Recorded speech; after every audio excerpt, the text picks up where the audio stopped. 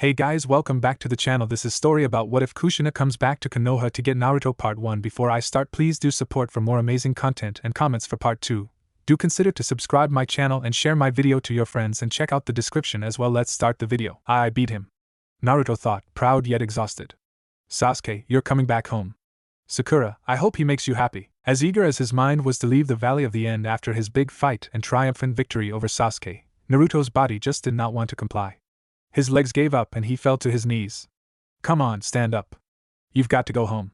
He fell forward, his hand stopping him from collapsing completely. He was breathing deeply and his vision was getting blurry, not to mention he was lightheaded from the loss of blood from his Chidori wounds. Unknown to Naruto, he was being watched by 3 sets of eyes. Whoa, after all that he still has the energy to avoid passing out right away? Maybe it's time to take him to the next level. Oh my Kami, he did it.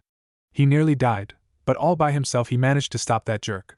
Naruto, I know you even less than I gave you credit for. Naruto-kun, you're so amazing. Before any of the watchers made a move, someone else did. That someone was Sasuke himself, returned to his normal form, but his expression was that of a sadistic maniac who hated to lose.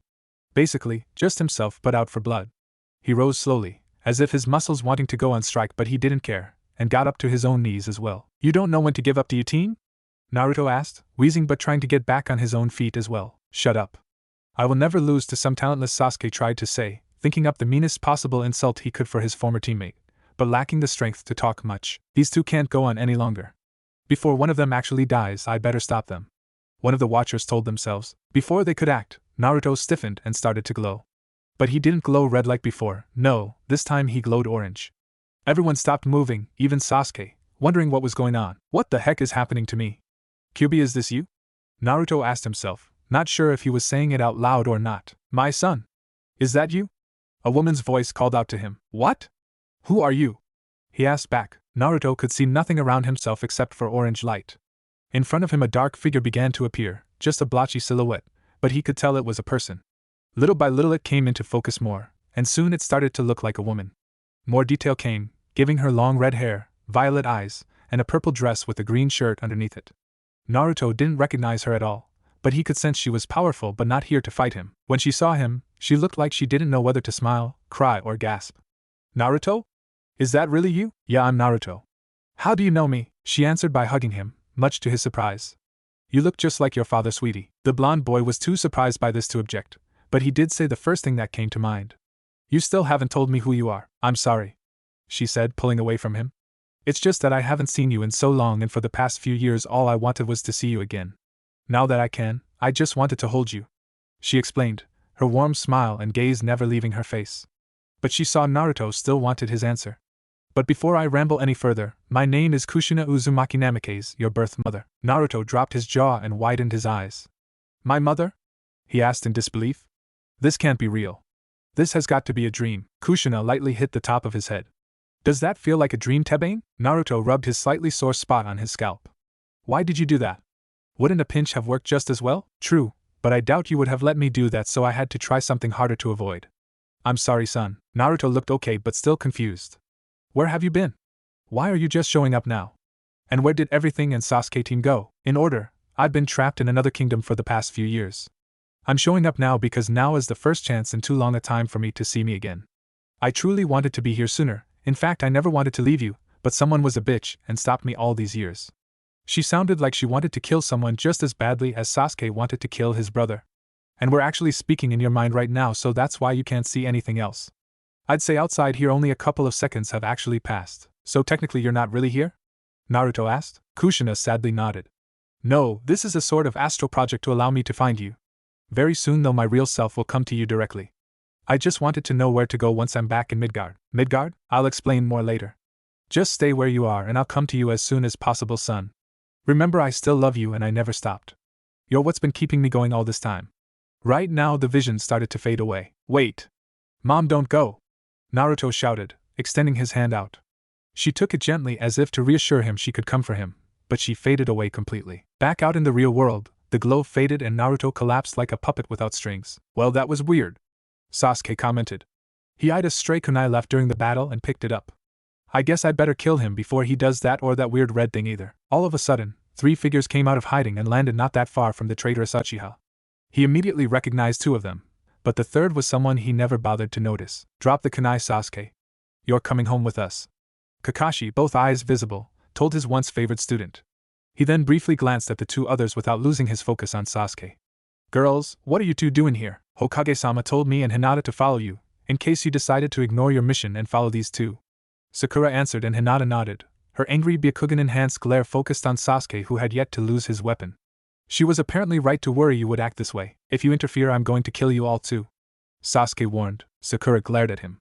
Give it up, Sasuke. You're outnumbered and worn out from fighting Naruto. Even you must realize the odds are against you. Sasuke was mad they were calling his bluff. He figured he could easily get rid of Sakura, maybe struggle to beat the Hyuga but still beat her, but there was no way he could defeat Kakashi in this state. No matter how he looked at it, he had lost. Angry at such a circumstance, the young Sharingan user tightened his grip on his kunai. At least I can kill the dobe and prove I'm still stronger than him. Moving as quick as he can, which wasn't as fast as he would have preferred, Sasuke tried to drive the kunai into Naruto's neck for his token victory. Before he could get close, he saw out of the corner of his eyes Kakashi create a Raikiri, no doubt to use on him. Thinking quickly and using some of the last bits of chakra he had, Sasuke waited until the moment Kakashi lunged at him and did a Kawarimi. Kakashi, Sakura, and Hinata were horrified to see Sasuke made Naruto take his place for the attack, resulting in Naruto getting another life-threatening wound. Maybe one too many for even the Kyuubi to help heal. By substituting with Naruto, Sasuke ended up putting himself on the ground and tried to get back up. However, he was stopped by a very unexpected obstacle, Sakura's fist to his head, followed by Hinata's Juken. Kakashi ignored the two angry girls in favor of trying to keep Naruto alive. The way he saw it, nothing short of a miracle could save Naruto right now, but he had to try. As he tried using what little medical jutsu he had copied in his life, Kakashi toys two things at work on Naruto's injuries. The first was red chakra, obviously from the Kyuubi, trying to stop Naruto from bleeding to death and repair the cellular damage, and a strange orange chakra working on the wounds too, as if reinforcing the red chakra. I don't understand this, but if it increases Naruto's odds of living by even 1%, I won't stop it. The Cycloptic Jounin thought as he continued to help in his own way. Meanwhile, Sakura and Hinata looked like they were trying to bring Sasuke closer to death instead. They stopped after he stopped resisting, allowing them to see he was unconscious. Both girls panted heavily, their adrenaline rush wearing off. Sakura smiled at Hinata. Not bad, Hinata. I just hope Naruto being in danger is the only thing that can get you this driven in a fight. Thank you, Sakura-san. The shy girl replied. If you don't mind my asking, why exactly were you attacking Sasuke-san too? I thought you were so fond of him. The pinkette looked upset and lost eye contact with the Hyuga heiress. I'll tell you later. It's a long story and we need to get Naruto and Sasuke back. She then came up to her sensei with Hinata following. Kakashi-sensei, is Naruto okay? I'm not sure, but he's healing. Someone up there must like him. Hinata leaned down and gently kissed Naruto, much to the surprise of the others. He's still warm and returned it, so he's going to be fine, she said happily with tears in her eyes. Looks like I'm not the only one with a long story to tell, huh, Hinata? Sakura commented with a friendly tone, causing Hinata to blush. Not now, girls. We need to take these two home before Naruto gets worse, Kakashi said as he created a clone to pick up Sasuke while he picked up Naruto. The girls nodded, and soon everyone headed back to Konoha. Far away from the Valley of the End, there was a gigantic tree surrounded by many big ones, but they looked puny by comparison. There was something unusual about this tree, but it was something no one could put their finger on. It was almost unworldly, something monks would call divine and ninja would call a chakra anomaly. This tree felt like it had its own chakra system, a biological impossibility since chakra was only created by animals and people. And if that wasn't odd enough, the chakra from the tree did not feel like ordinary chakra. It was an unclassified type. For this reason, everyone agreed to leave this strange tree alone. No one was anywhere near the tree right now, which was a good thing. Because right then some of the bark began to move like some sort of sheet. Soon a hole was revealed, a black gap so dark nothing could be seen inside it. But a moment later there were a few small lights like stars glowing, and a hand came out, followed by a head then the rest of a body. I'm back, Kushina said as the hole behind her closed. How long has it been? Naruto was only supposed to be 6 years old. Not old enough to be a genin. What happened? Damn that woman for making me take so long to get back to this realm. And damn her for taking me from it in the first place, she sighed and shook her head. That's not important. I need to see my baby now, even if he's not a baby anymore. He needs to know who and what he is, and will be, before not knowing kills him. Without saying another word, Kushina was immediately on the move. After running as fast as they could with two unconscious tagalongs, Kakashi, Sakura, and Hinata finally made it back to Konoha. A few other search parties had already gone out to locate the other members of Shikamaru's team and brought them back, making this group the last to return. Chuji and Niji were in the worst condition, with Tsunade herself overseeing Chuji's treatment, and Shizen overseeing Niji's.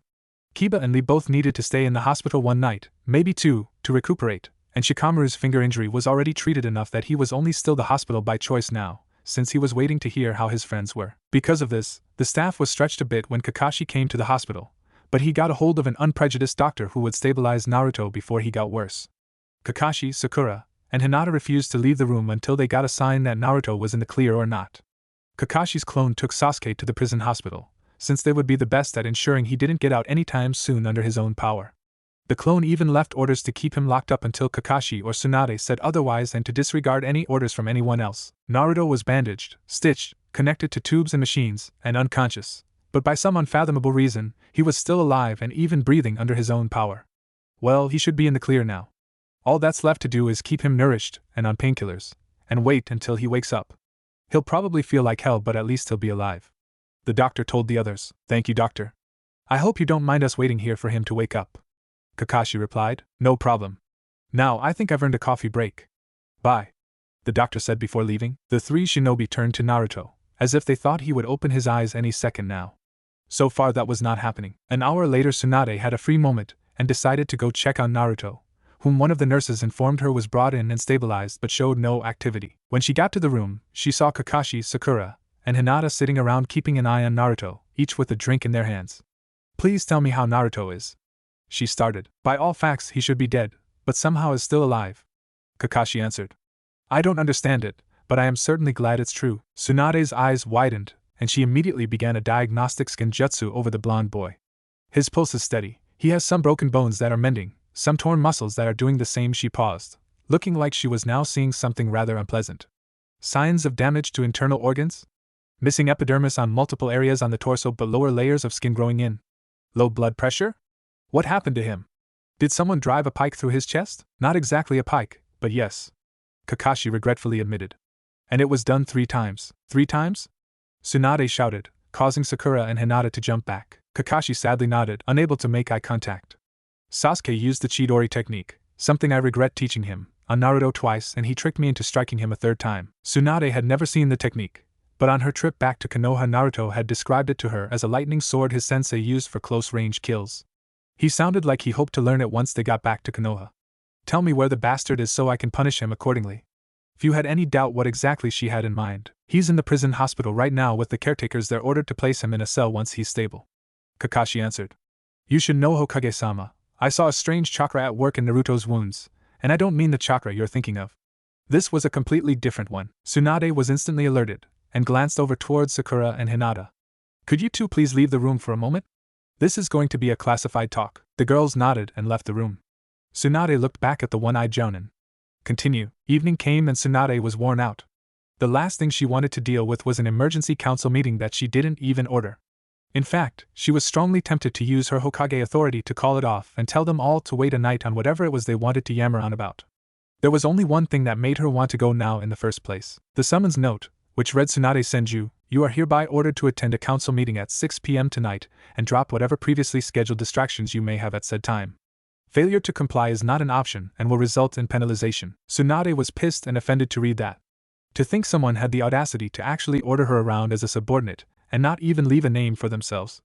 Whoever sent this needed to be taken off their high horse and have said horse shot, and that alone was why Tsunade was going in the first place. She got there and saw everyone else was there too and talking in a heated debate. Hayashi, Shikaku, Tsum, and Chuza looked like she felt irritated and wishing they were anywhere else, preferably with those who were still in treatment.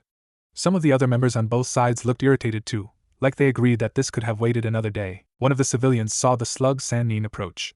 Hokage-sama, is it true that the fox has already endangered the lives of several of our shinobi? Tsunade sent out so much killing intent right then it almost felt like she was trying to summon the Manda equivalent of the slugs. Listen good everyone, I am not in a good mood right now. I do not appreciate being interrupted when I'm working to save people's lives. I do not appreciate people ordering me, the Hokage, around like they outrank me and demanding I attend meetings that I did not call. And I do not appreciate those meetings starting before I even show up. She paused to glare at each and every person there. Now, first thing first, who here thinks they can demand I show up here or get punished if I refused? No one answered, prompting Tsunade to cross her arms. That oh so kindly worded request didn't write itself, people. Answer me now. Still no one answered. Fine. Since no one here has got the balls to admit it, Give me one damn good reason why I shouldn't declare this meeting adjourned. Summoning up their courage, Hamura spoke first after clearing his throat. Hokage-sama, not to make light of the grave insult to your authority, but there is a subject being discussed already that you should help settle. He paused until he was certain he had her attention. It has come to our attention that the mission to retrieve Sasuke Uchiha from the clutches of Orochimaru was a success, but there is question regarding if Naruto Uzumaki went too far to ensure success here. Some of the civilians looked like they wanted to shout out derogatory comments about Naruto, but held their tongues since Tsunade was already ready to beat the crap out of someone who crossed her. A wise choice, since her next choice of words were quite angry. How exactly did this come to your attention? We asked our friends in the Umbu about why 4 genin, 1 chunin, and a couple of jounin were sent out of the village all of a sudden. Koharu answered. Tsunade frowned. Umbu reports are confidential and not meant to be open access to anyone who happens to ask. We heard that the demon brat took the last Uchiha out of Konoha to kill him and pretended to be part of the search party to avoid suspicions. Is that true, Hokage-sama? Another civilian asked, changing the subject. Tsunade glared. Let me guess, you're either assuming that, or you heard that from someone you know full well hates Naruto. Doesn't anyone here actually want to hear the truth, or does everyone just want to speculate and rant anti-Naruto propaganda? No one answered, but everyone did look curious about the details of the mission. Tsunade, still irritated, decided to get this over with. Now, since everyone's so damn curious, here's the real facts about what just happened. Now, during a strange breach of security, 4 Jounin-level shinobi from Orochimaru's forces came to Sasuke Uchiha and convinced him to go with them to Orochimaru's side. Once I learned of this, I sent out a team of Jounin ninja to intercept them, but also requested Chunin Shikamaru Nara to assemble a second team to stop Orochimaru's men and bring the Uchiha back. Today I learned they succeeded in their objective, but several of those involved are undergoing major medical care to stabilize them, so we cannot currently gain more details on what happened on the field. So the Uzumaki boy is not to blame for all this? One of the more sensible civilians asked. She was a middle-aged brunette wearing a yellow shirt. The civilian next to her, an older man with a pot belly and black hair, looked at her angrily. You're an idiot if you believe that, Shinju. Can you really believe that 4 enemy ninja got in and out of the village without being noticed, and got taken down one by mere genin, and that the last Uchiha would desert the village his ancestors helped to create? She glared back at him. It makes more sense than the Uzumaki boy betraying us now by after fighting for us during the invasion rather than against us, or that the Uchiha would leave the village simply because one person annoyed him. If you all admit he's petty enough to leave the village because he can't stand being one-upped, then why do you respect him so much? Sasuke Uchiha is not petty. He was abducted. A different civilian shouted. Then why are people accusing Naruto of being responsible if you admit that? Shikaka asked. Koharu was the one to answer. We found out that Sasuke is now at the prison hospital. Clearly he was unfairly attacked, and Shikamaru says Naruto was the one to go after him personally after the others in the group were occupied elsewhere. Are you unaware that Naruto himself is in the hospital too? And suffered 3 direct Chidori hits? A move known only to Kakashi Hatake and Sasuke Uchiha? Tsunade asked. Why is he not dead yet? One of the civilians asked. He should be executed for endangering the Uchiha like this. There were a few murmurs of agreement, but before it could grow into a large cry for Naruto's death, Tsunade slammed her hand again. Where the hell do you get off making such a demand? By all accounts, you're punishing him for doing his job. His job was to bring Sasuke back, not to endanger him. Koharu countered. Tsunade glared at the older woman. Sasuke had no restraints against endangering Naruto. So was Naruto not allowed to defend himself or subdue Sasuke with force if he refused to comply? Some snarled at the civilians trying to come up with an excuse to justify the situation the way they wanted to see it as. Enough, you idiots. If Sasuke actually wanted to come back like you think, then why didn't he fight back against the Otonin? You all claim he's the best in his age group, yet nothing was done until we sent out other genin to do something about it. So you have to admit Sasuke's either not as strong than you give him credit for, or he was trying to get away with them. Even so, Naruto Uzumaki must still be punished for what he did. One of the more stubborn civilians stated. Tsunade was even madder now. That is not the point, and I think you all are deliberately missing that to avoid the real issue here.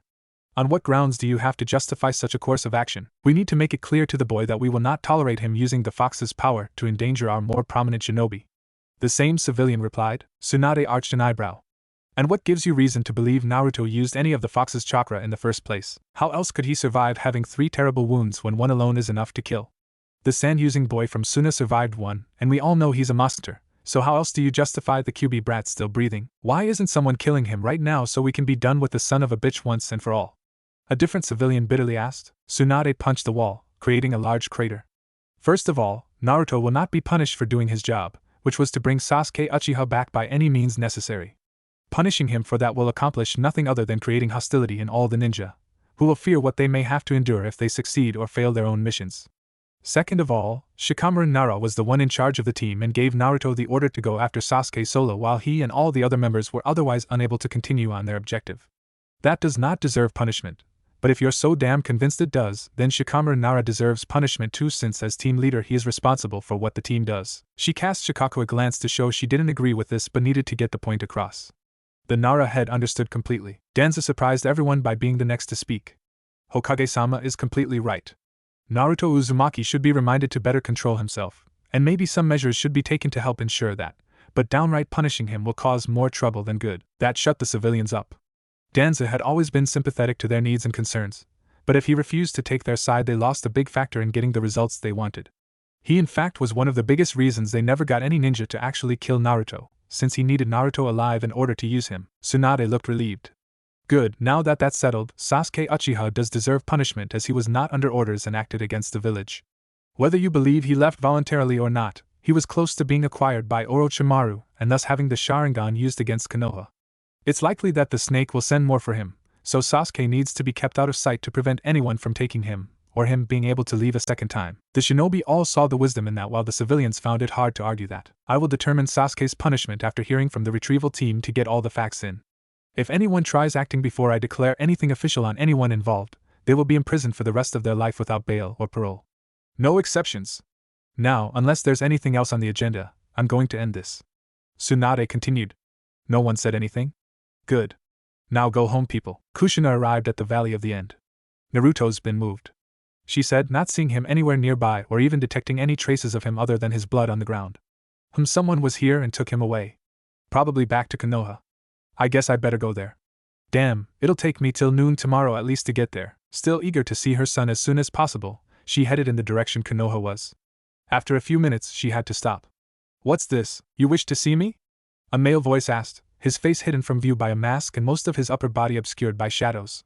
All that could be clearly seen of him were his black pants and blue open-toed shinobi boots. Yes. To put it simple, we want Tsunade out of office now. One of the three people meeting this hidden man said. She is not doing her duties properly, and is turning blind eyes to the real threats while calling others threats instead. A second person added. And if that wasn't bad enough, she's trying to give the shinobi ideas that they don't have to work for the civilians, but rather we must submit to them. The nerve of her. The shinobi are here to be our servants, not the other way around. The third voice stated. You are aware that I'm a shinobi, right?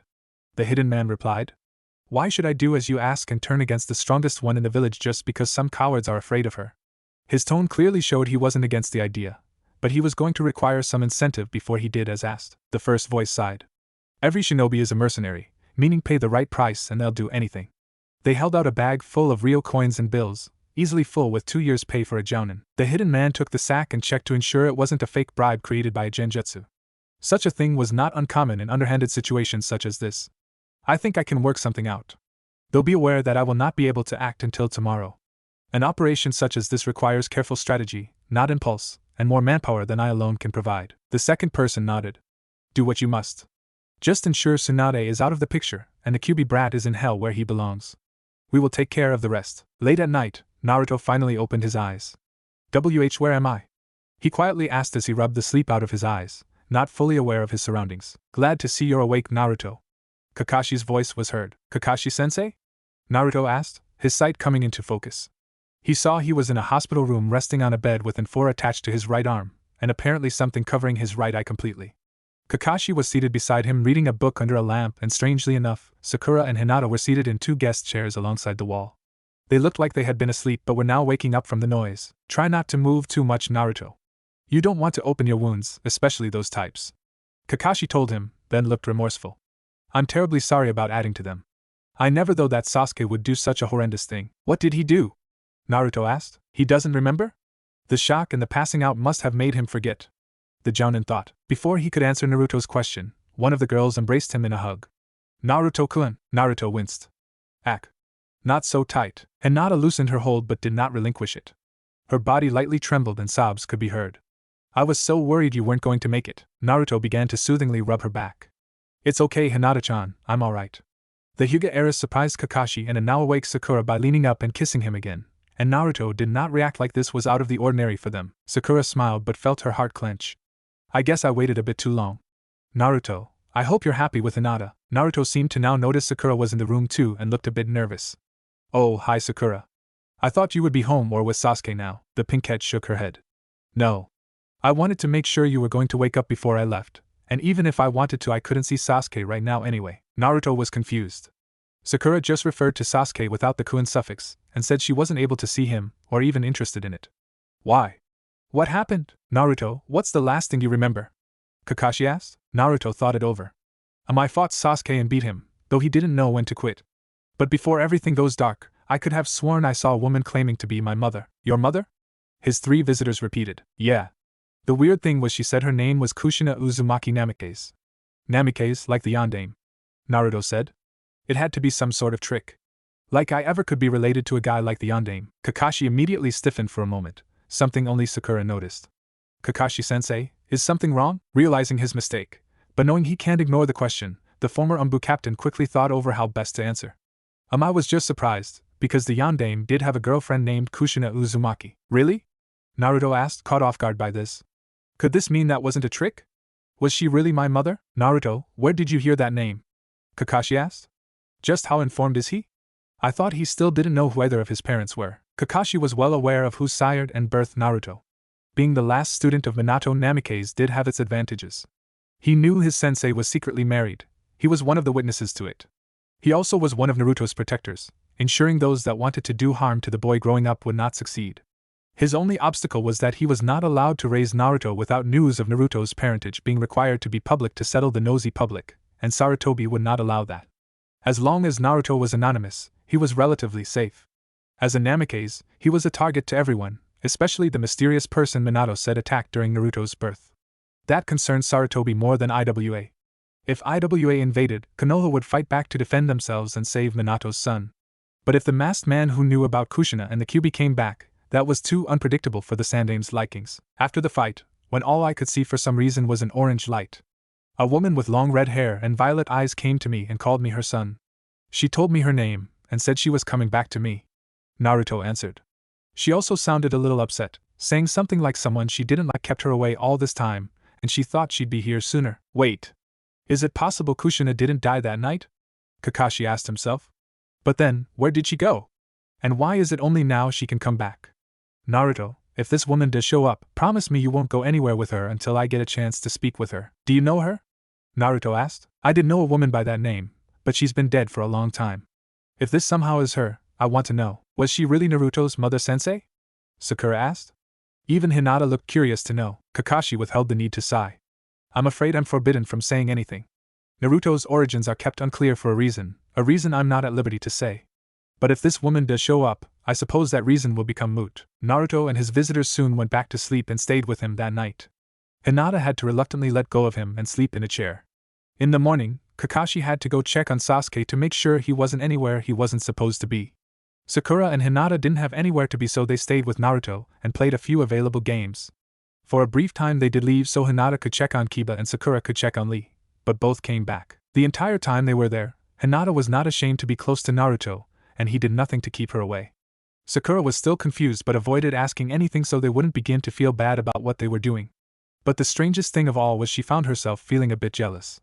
Not an angry territorial jealous like she felt when Ino got around Sasuke, but more of a yearning desire to be treated special by Naruto too. She didn't understand it, but she did know that for some reason Naruto actually felt a bit more appealing to her. Night came and this time the two girls had to go home. Fortunately Tsunade declared that was the day he could go home too. She didn't understand how, but Naruto was almost completely healed of his injuries. The only abnormality was a strange condensation of orange chakra at the base of Naruto's spine that Hinata pointed out. Tsunade couldn't make any sense of it, and wanted one more look tomorrow morning, but as long as it wasn't doing anything she saw no reason it would keep him in the hospital. Naruto laid awake in his bed, wondering about the possibility of seeing his real mother again. There were so many questions he had for her. Where did she go? Why did she go? Why couldn't she take him with her? Was she really the wife of the yondaime, making him his son too? Did she love him? And what was her favorite flavor of ramen? Naruto was currently looking out the window as the sun was setting, as if hoping his mother would come in through the window like Jiraiya was known to. Oddly enough, the pervy sage hadn't shown up yet. Probably just busy looking at girls, trying to see their nice wet choi. Where did that come from? A knock at his door was a welcome distraction. Come in, he said. The door opened and two girls walked in. One was older than him and the other younger, and the younger immediately came up to him. Boss, hey Moegi, nice to see you. I heard from Konohamaru and Udan you were busy when they came by earlier. Naruto told his follower. I'm glad to see you're doing better, Naruto. His other visitor stated. He saw this was Moegi's mother whom he's seen off and on throughout town. Hi Shinju-san. Thanks for coming by. Though would the other honorable civilians get mad at you for seeing me? Oh screw them. It's not like I need their permission for anything. Besides, my daughter's allowed to see her rescuer. Shinju told him teasingly.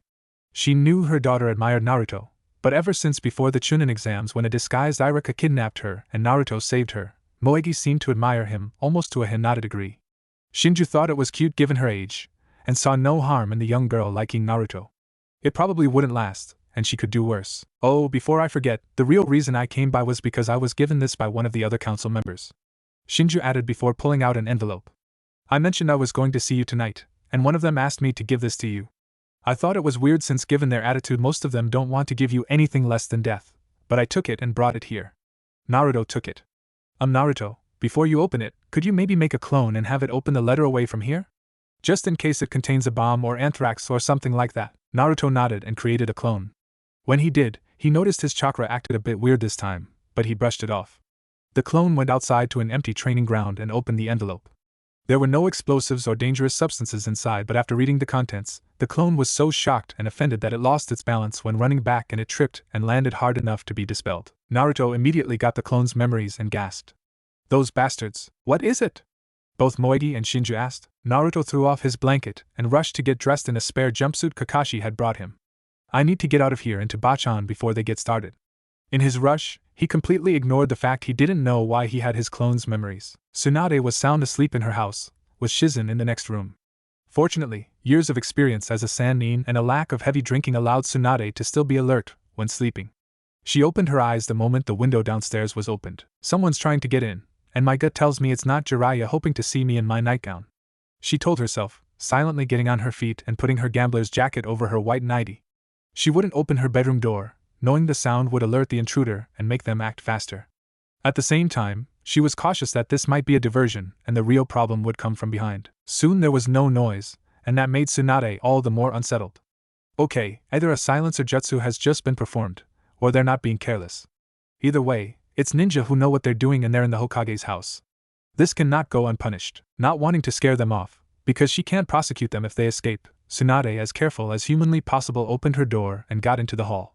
The first thing she saw was Shizen, just as alert and dressed in a pair of black pajamas with a nervous Tonton at her feet.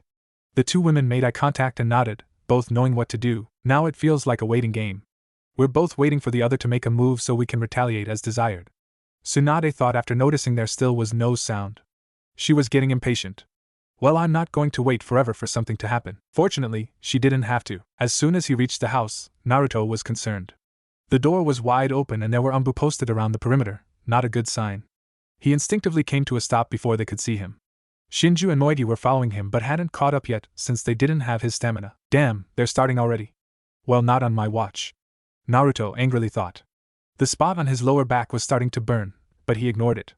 Instead he made a large amount of clones, aggravating the spot more so, and sent them in. The umbu were caught by surprise but only one was taken down. The others started fighting off the clones and killing them, but the numbers never seemed to cease. Fortunately, Naruto didn't plan on them beating the umbu. Instead they were there to distract them while he snuck inside. With so many Narutos around, no one could tell for certain which was the real one, who happened to be one of three that made it inside the building. Inside the main room of the house were three umbu, all three looking upset to see him. Bachan! Someone's trying to, one of the clones shouted out, only to be killed by a thrown kunai. You shouldn't be interfering, boy. The center umbu, the only one wearing a white outfit instead of a black one and having the umbu insignia on his vest too, said to Naruto with disdain. He wore a mask that looked like some kind of rodent with stripes. The one on his left bore some kind of bird pattern, and the one on his right looked like some kind of lizard. Like hell I won't. I saw the message from the council. You're here to hurt the Hokage. The other Naruto clone said. This time the umbu didn't attack, uncertain if this would be worth it. This is none of your business. The Hokage has proven she is unfit for the job and the council has voted to remove her from office. Village law says the council can remove the Hokage from office if they have reason to believe they're abusing their power. The white umbu told the blonde. Both Narutos looked madder. Like hell. I know that law, Gigi told me about it. The council has to vote unanimously for such a thing with both sides. And I doubt the clan heads were even asked otherwise, more than just the umbu would be here. And I know for a fact one civilian member did not vote for this. You're breaking the law and you know it. Oh, shut up, you beast. The bird Umbu said before throwing a kunai at both. One dispelled but the other kawarimied with one of Tsunade's cushions, putting him behind the trio. Naruto lunged forward and threw a punch at the nearest Umbu, the lizard one. He blocked it, but Naruto added a kick to his stomach for added measure. It stunned him, but the other two members rushed in with weapons ready to gut Naruto like a fish. Before they could, Tsunade came forward and punched them both. Get the hell out of my house! And consider yourself fired! Tsunade shouted to the Umbu. Ba-chan! You okay? Naruto asked. Yeah, I heard the whole thing. Now let's get rid of these bastards, Tsunade said, cracking her knuckles. The white Umbu tried to get up, but Tsunade grabbed his vest and lifted him up as Shizen came into the room. You're the head of the Umbu. Correction, former head. Tell me who put you up to this and I might go easy on you. The Umbu head just laughed this off. Go to hell, demon lover. You're still under arrest for leaving the village all those years and refusing to listen to the voices of the council. That shows your loyalty to Konoha is questionable and you're ignoring the needs and concerns of the civilians. You are going to be removed from office even if you stop me here, and you will be kept away to breed more senju. More sensible, obedient senju, that is. He finished with another laugh. Tsunade punched him right in the jaw. If his jaw or neck wasn't broken now, nothing would break it. Before she could do more, a scream outside could be heard, catching the attentions of Naruto, Tsunade, and Shizen. Since it was a woman's scream, Naruto headed back out. He was mortified to see that the gathered Umbu that hadn't gone chasing after some of Naruto's clones now had Moegi and her mother in holds with kunais at both their necks. Naruto glared, his eyes turned red with black slits, and red chakra forming around him. But this time, there was orange mixed in with the red, with nothing but orange at the base of his spine, noticeable only by Tsunade and Shizen at the moment. Let them go now, how about I do this instead? The Umbu holding Shinju said before thrusting his kunai into the back of her neck. Take that demon-supporting bitch, Moem? Moegi screamed, trying to kick herself loose. Fortunately, her own captor wasn't as eager to kill. Naruto froze up, then got mad enough that his own tail cloak was starting to form with fangs and claws included. But unlike the last time, this time the chakra tail was entirely orange, no red at all. What's going on?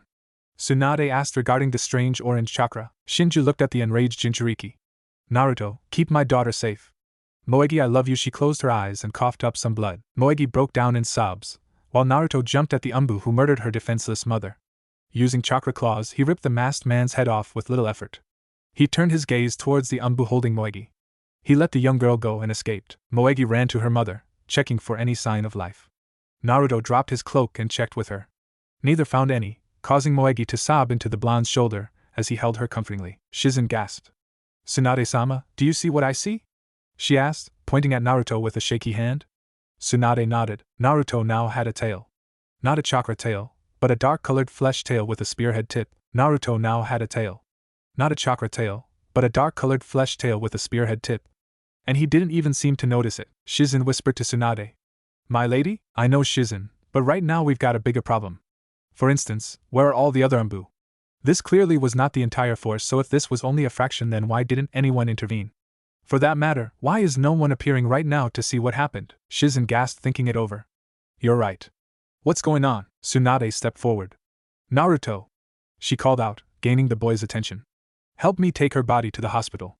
And create as many clones as you can and find every Umbu and clan head you can. Tell them I sent you and see how they react. Gather all the non-traitorous ones and bring them to the hospital. We need to see who all is still on my side here. Naruto nodded and let go of Moegi before creating hundreds of clones that ran out in every possible direction. He turned to help Tsunade carefully lift Shinju's body, making Moegi gasp. Boss, when did you get a tail? A tail? Naruto repeated, completely clueless to her question.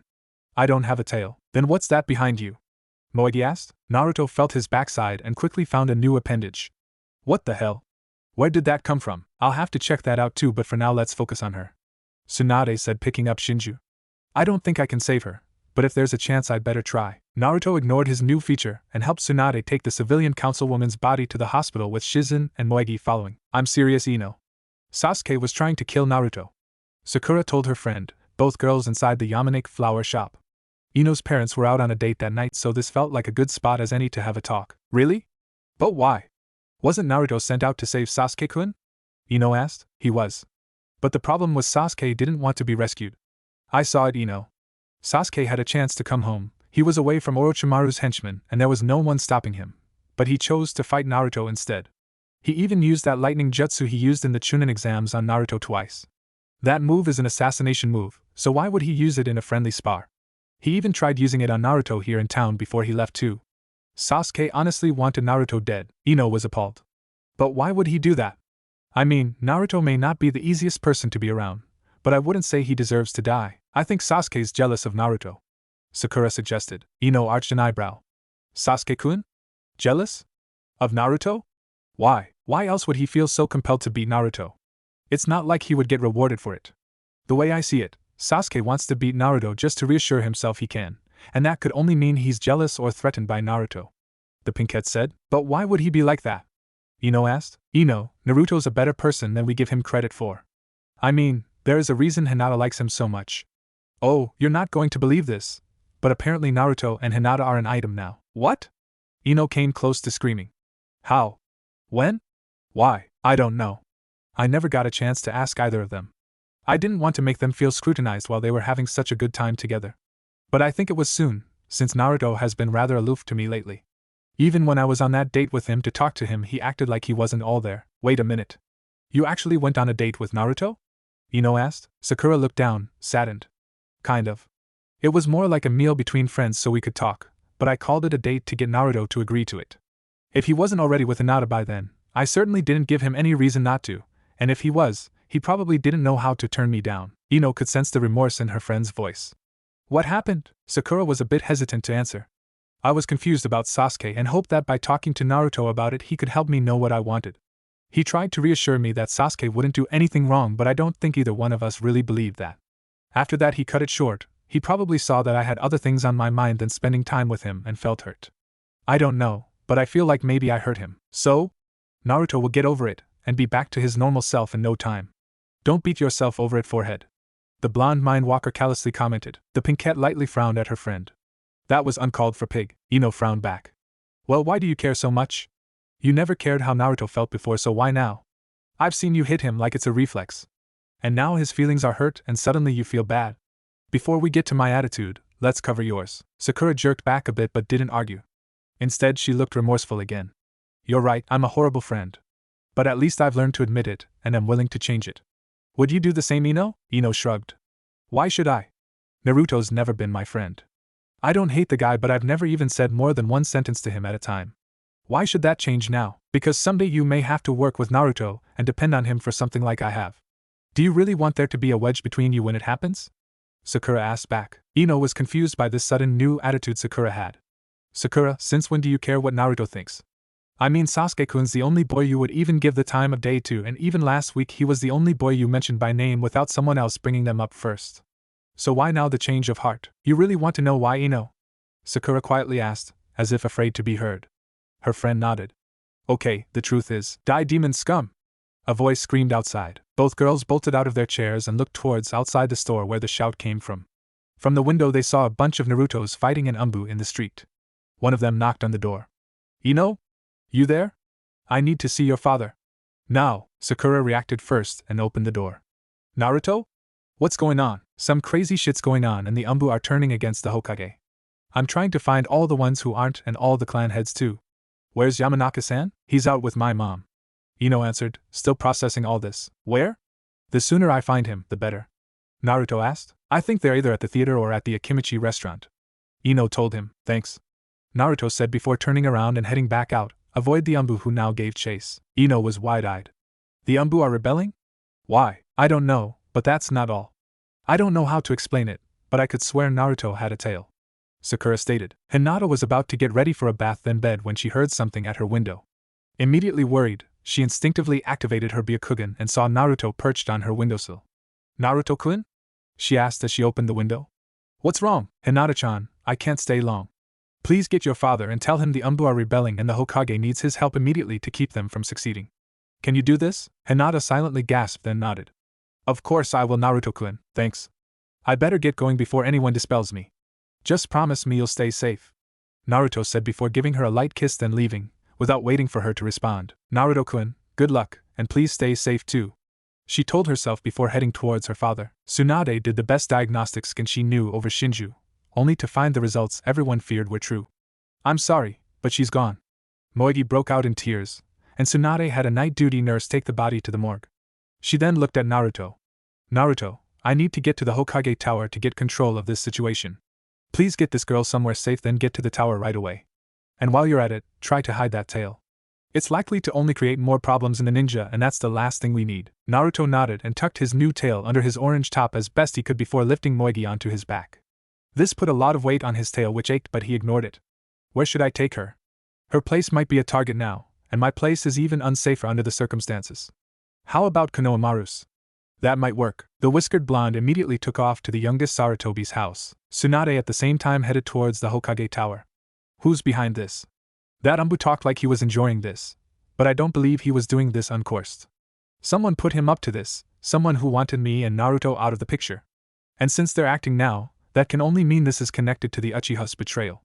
In that case, this must mean someone on the civilian council does not like my ruling and is willing to break the law to get what they want, and even a good portion of the shinobi are on their side. Bunch of egotistical fuckers. Along the way, one of Naruto's clones came up to her. "Bachan, I think you may want to see this. It's what made me come to you right away tonight." The clone held out the letter that Shinju had given Naruto earlier and was left behind in the training field, until a clone went to retrieve it. "Thanks, Naruto, now get back out there and find help," Tsunade told the clone, who quickly departed. She read the letter and saw read, "Naruto Uzumaki, you are hereby stripped of your status as genin and effectively banned from ever having a claim to ninja title, rank, status, or property including equipment from this day forth per orders of the council. Reasons for this, which we are only giving because we're legally required to, not that an abomination such as yourself deserves such courtesy, are because you have proven yourself a threat in our eyes to our more competent and valuable shinobi, and you are influencing the younger generation in a bad way as well as controlling the Hokage somehow. Do not bother having your puppet Hokage get you out of this, as she is effective immediately removed from office too, and we will decide an appropriate replacement, while she suffers for her crimes." It was signed Council of Konoha, but there was only the civilian seal on it. The shinobi seal was completely absent. "Oh, I'm going to tear these assholes a new one. And then I'm going to get started on the serious beating." Suddenly, she stopped. "Or maybe I could make this work to my advantage, Tsunade-sama?" Shizen asked, seeing her mentor stop walking. "Shizen, how long does it take to mend a broken body?"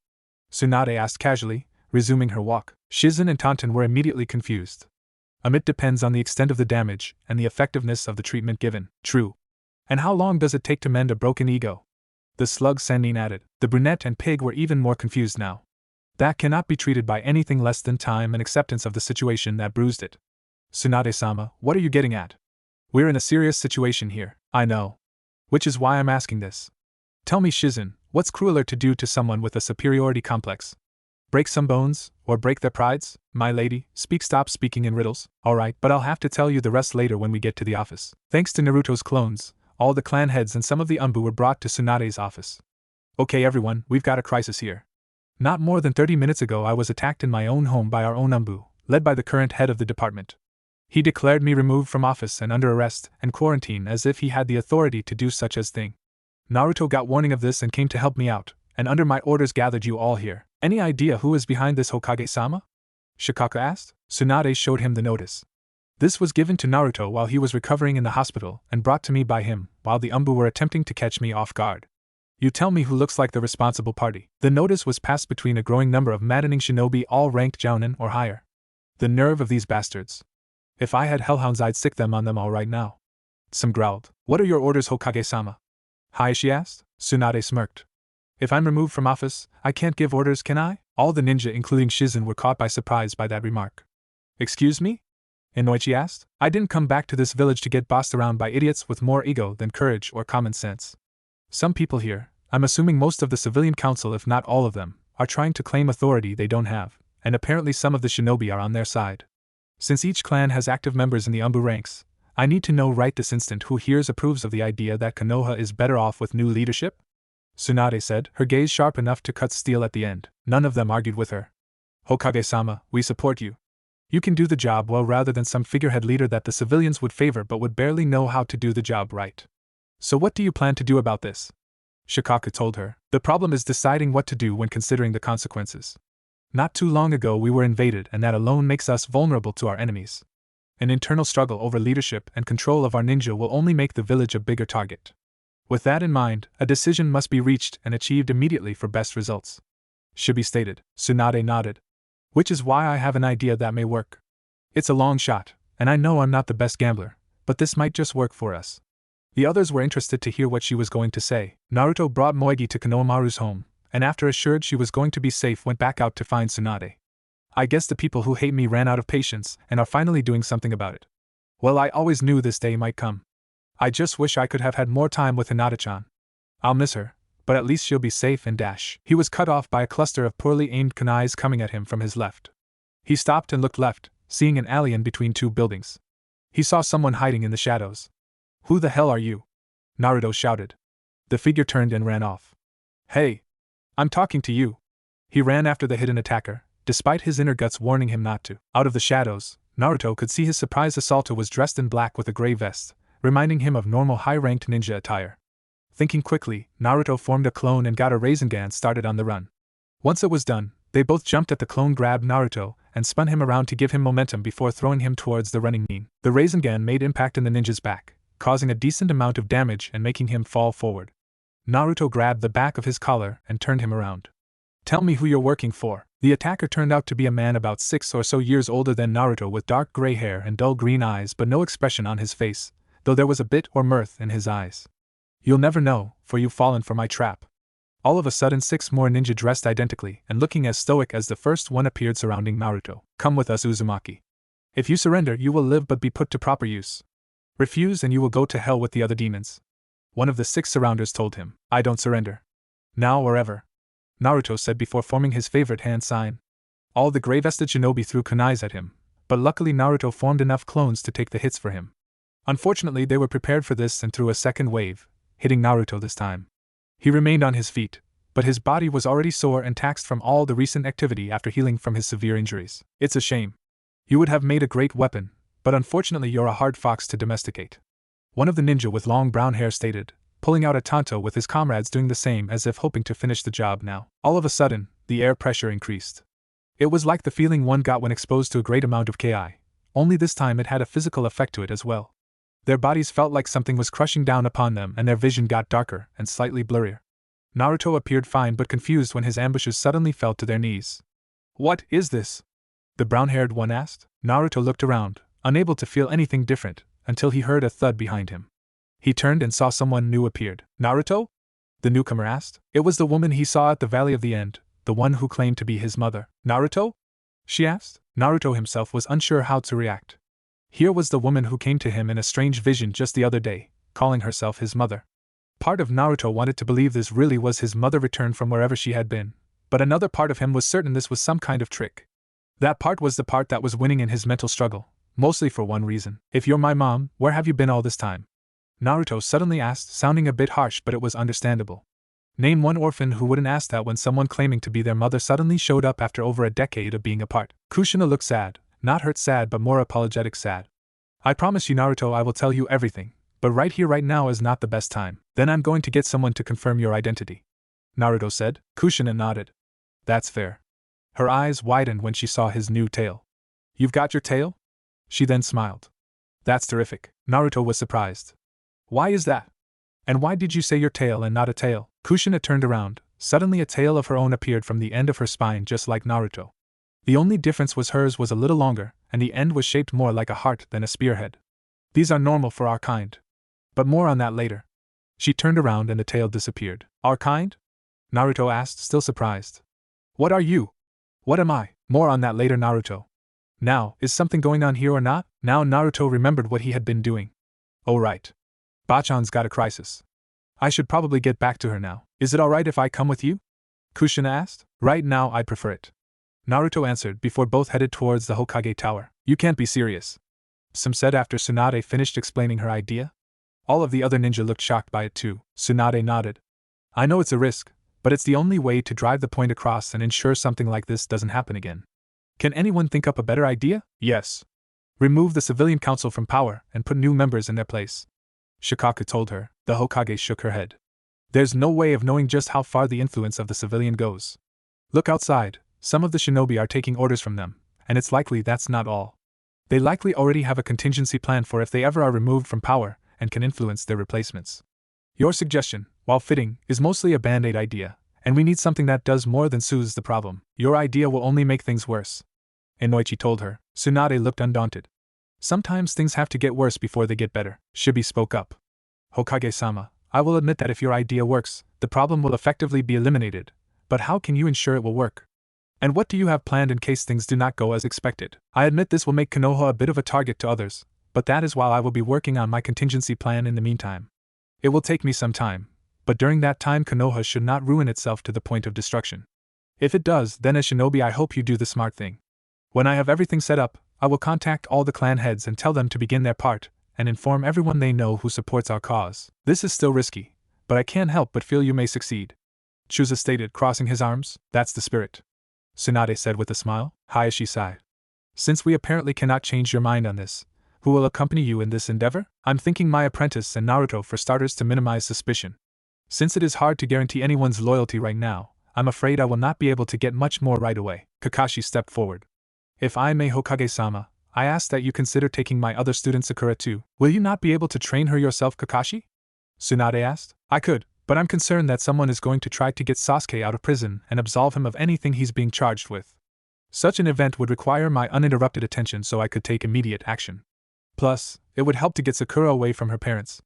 I've heard they are both strong supporters of the civilian council, so if things happen as you predict, they will try to drag Sakura into the problem. Interesting point. I will look into the possibility. Tsunade told him. Okay everyone, you know your roles in this. Start as soon as possible. Dismissed. Everyone nodded, even if a bit reluctantly, then left the office. Out in the streets the chaos appeared to have died down, and there were no more Naruto clones running around chasing or fighting Ambunin. Some Ambu ninja were still out, but it was impossible to tell what they were doing. They were likely looking for Naruto, but to what end was a mystery to everyone except themselves. Sakura and Ino were out looking for Naruto too.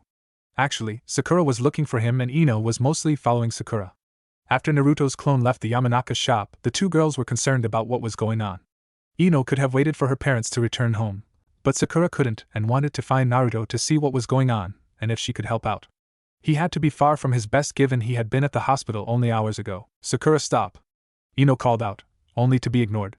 Even if you do find Naruto, what do you plan to accomplish? More than I would if I stand around and wait for it to be over. Sakura replied, tears in her eyes. As soon as I saw Naruto all bandaged up like that, I promised that no one would have to suffer because I was too weak to contribute anything on my own part. I can't let Naruto get in danger again while I stand back and just watch.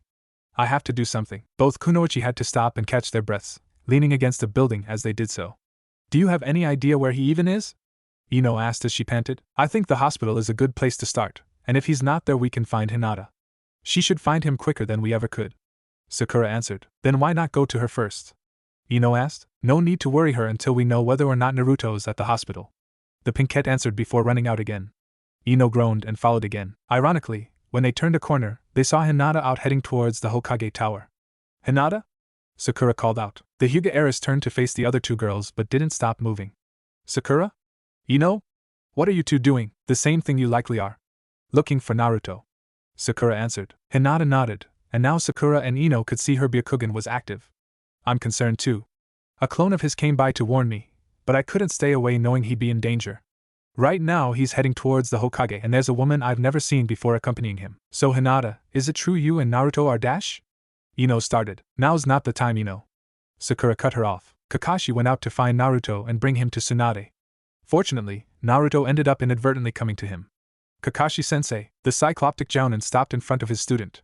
Naruto, Hokage-sama needs. He stopped when he saw the woman behind the whiskered blonde. Kushina? Is that really you? Hey Kakashi, it's been a while. The red-haired woman told her husband's student. So you really did contact Naruto earlier when he said you did? Kushina nodded. I would have been here sooner, but I misjudged the distance to Konoha. Also I found something that briefly tied me up. Anyway, wasn't there something you were trying to tell my son? Kakashi-sensei, is she really my mom? Naruto asked, sounding desperate for an answer. Kakashi looked at Kushina, looking for any indication that she was not the real deal. Kushina smiled. I caught you kissing Rinchan without your mask in the alley behind the theater one night in the summer while you two were still chunin. Okay, you're the real Kushina. Kakashi stated. So Naruto, that means that she really is your mother. Naruto looked up at the woman in wonder and uncertainty, like he didn't know what really to feel right now. But we've covered that later. Naruto, Hokage-sama really needs to see you now. Are you the real Naruto? The blonde nodded. Good. Follow me back to her. Kushina, please come along. Kushina and Naruto then followed Kakashi, but he wasn't taking them to the Hokage tower. Hey Kakashi-sensei, where are you going? Naruto asked. I'm taking you to the Hokage, Naruto. I never said where she was, did I? Hinata suddenly changed directions. Now he's going this way. This is good. We can catch up to him sooner like this. This direction took them to outside the Forest of Death, where Tsunade, Shizen, and Tantan were waiting. Standing back being covered in the foliage, they saw Naruto, Kakashi, and a woman they never saw before appear before them. Tsunade faltered when she saw the redhead. Kushina? Impossible. Hi, you old bat. The years have not been kind to you. Kushina greeted with a grin and teasing tone but a friendly wave. Tsunade got mad and reflexively threw a punch. Completely calm, Kushina kept her waving hand up and blocked the hit, looking and acting like she was catching a ball being tossed to her. Naruto and Shizen dropped their jaws at this sight. Tsunade pulled her fist back. Only one person has ever been able to block me like that. You are Kushina.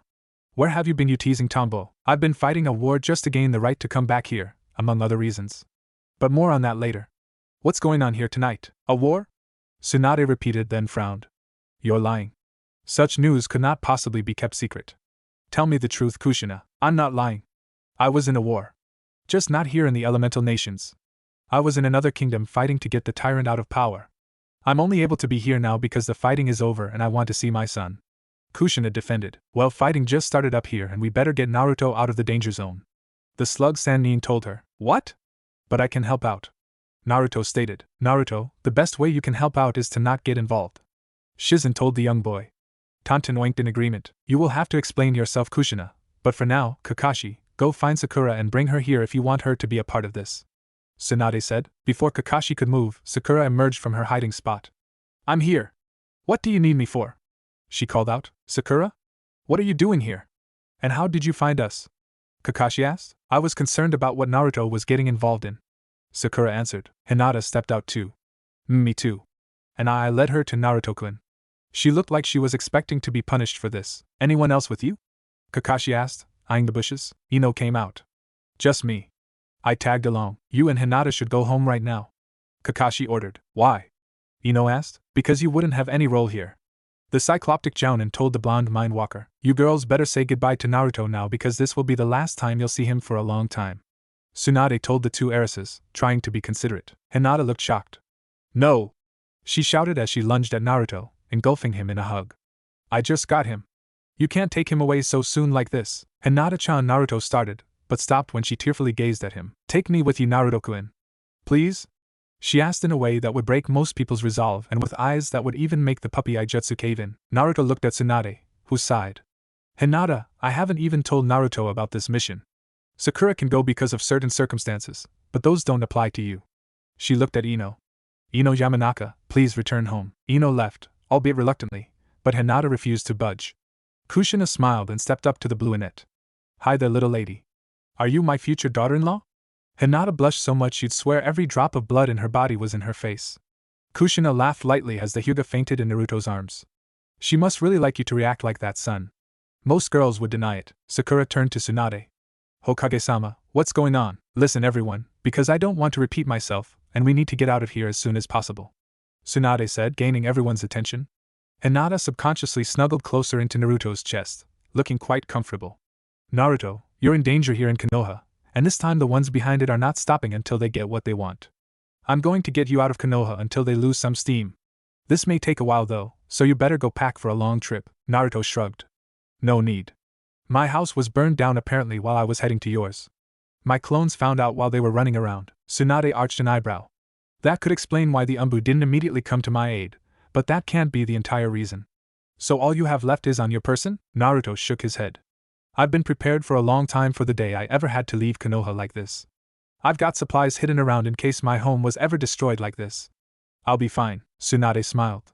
Nice thinking, Gaki. Sakura was surprised. For years you thought you might be forced out of Konoha, Naruto? Sakura, even you must know I'm not exactly the most liked person in town. I hoped they would learn to get over it and accept me, but I was prepared for the possibility they wouldn't, and I would have to run or die. Hope for the best but prepare for the worst, like Irika-sensei said in class. The whiskered blonde told his teammate. Kushina looked confused. What do you mean, son? More on that later, Kushina. For now, let's get going. Kakashi, you know what to do. Sakura, you wish to come and learn under us? Tsunade said. The pinkette was surprised. Me? But why? Am I in danger too? Kakashi nodded. In a way you are, Sakura. You are his teammate, so the ones after him may target you as a means to get to him.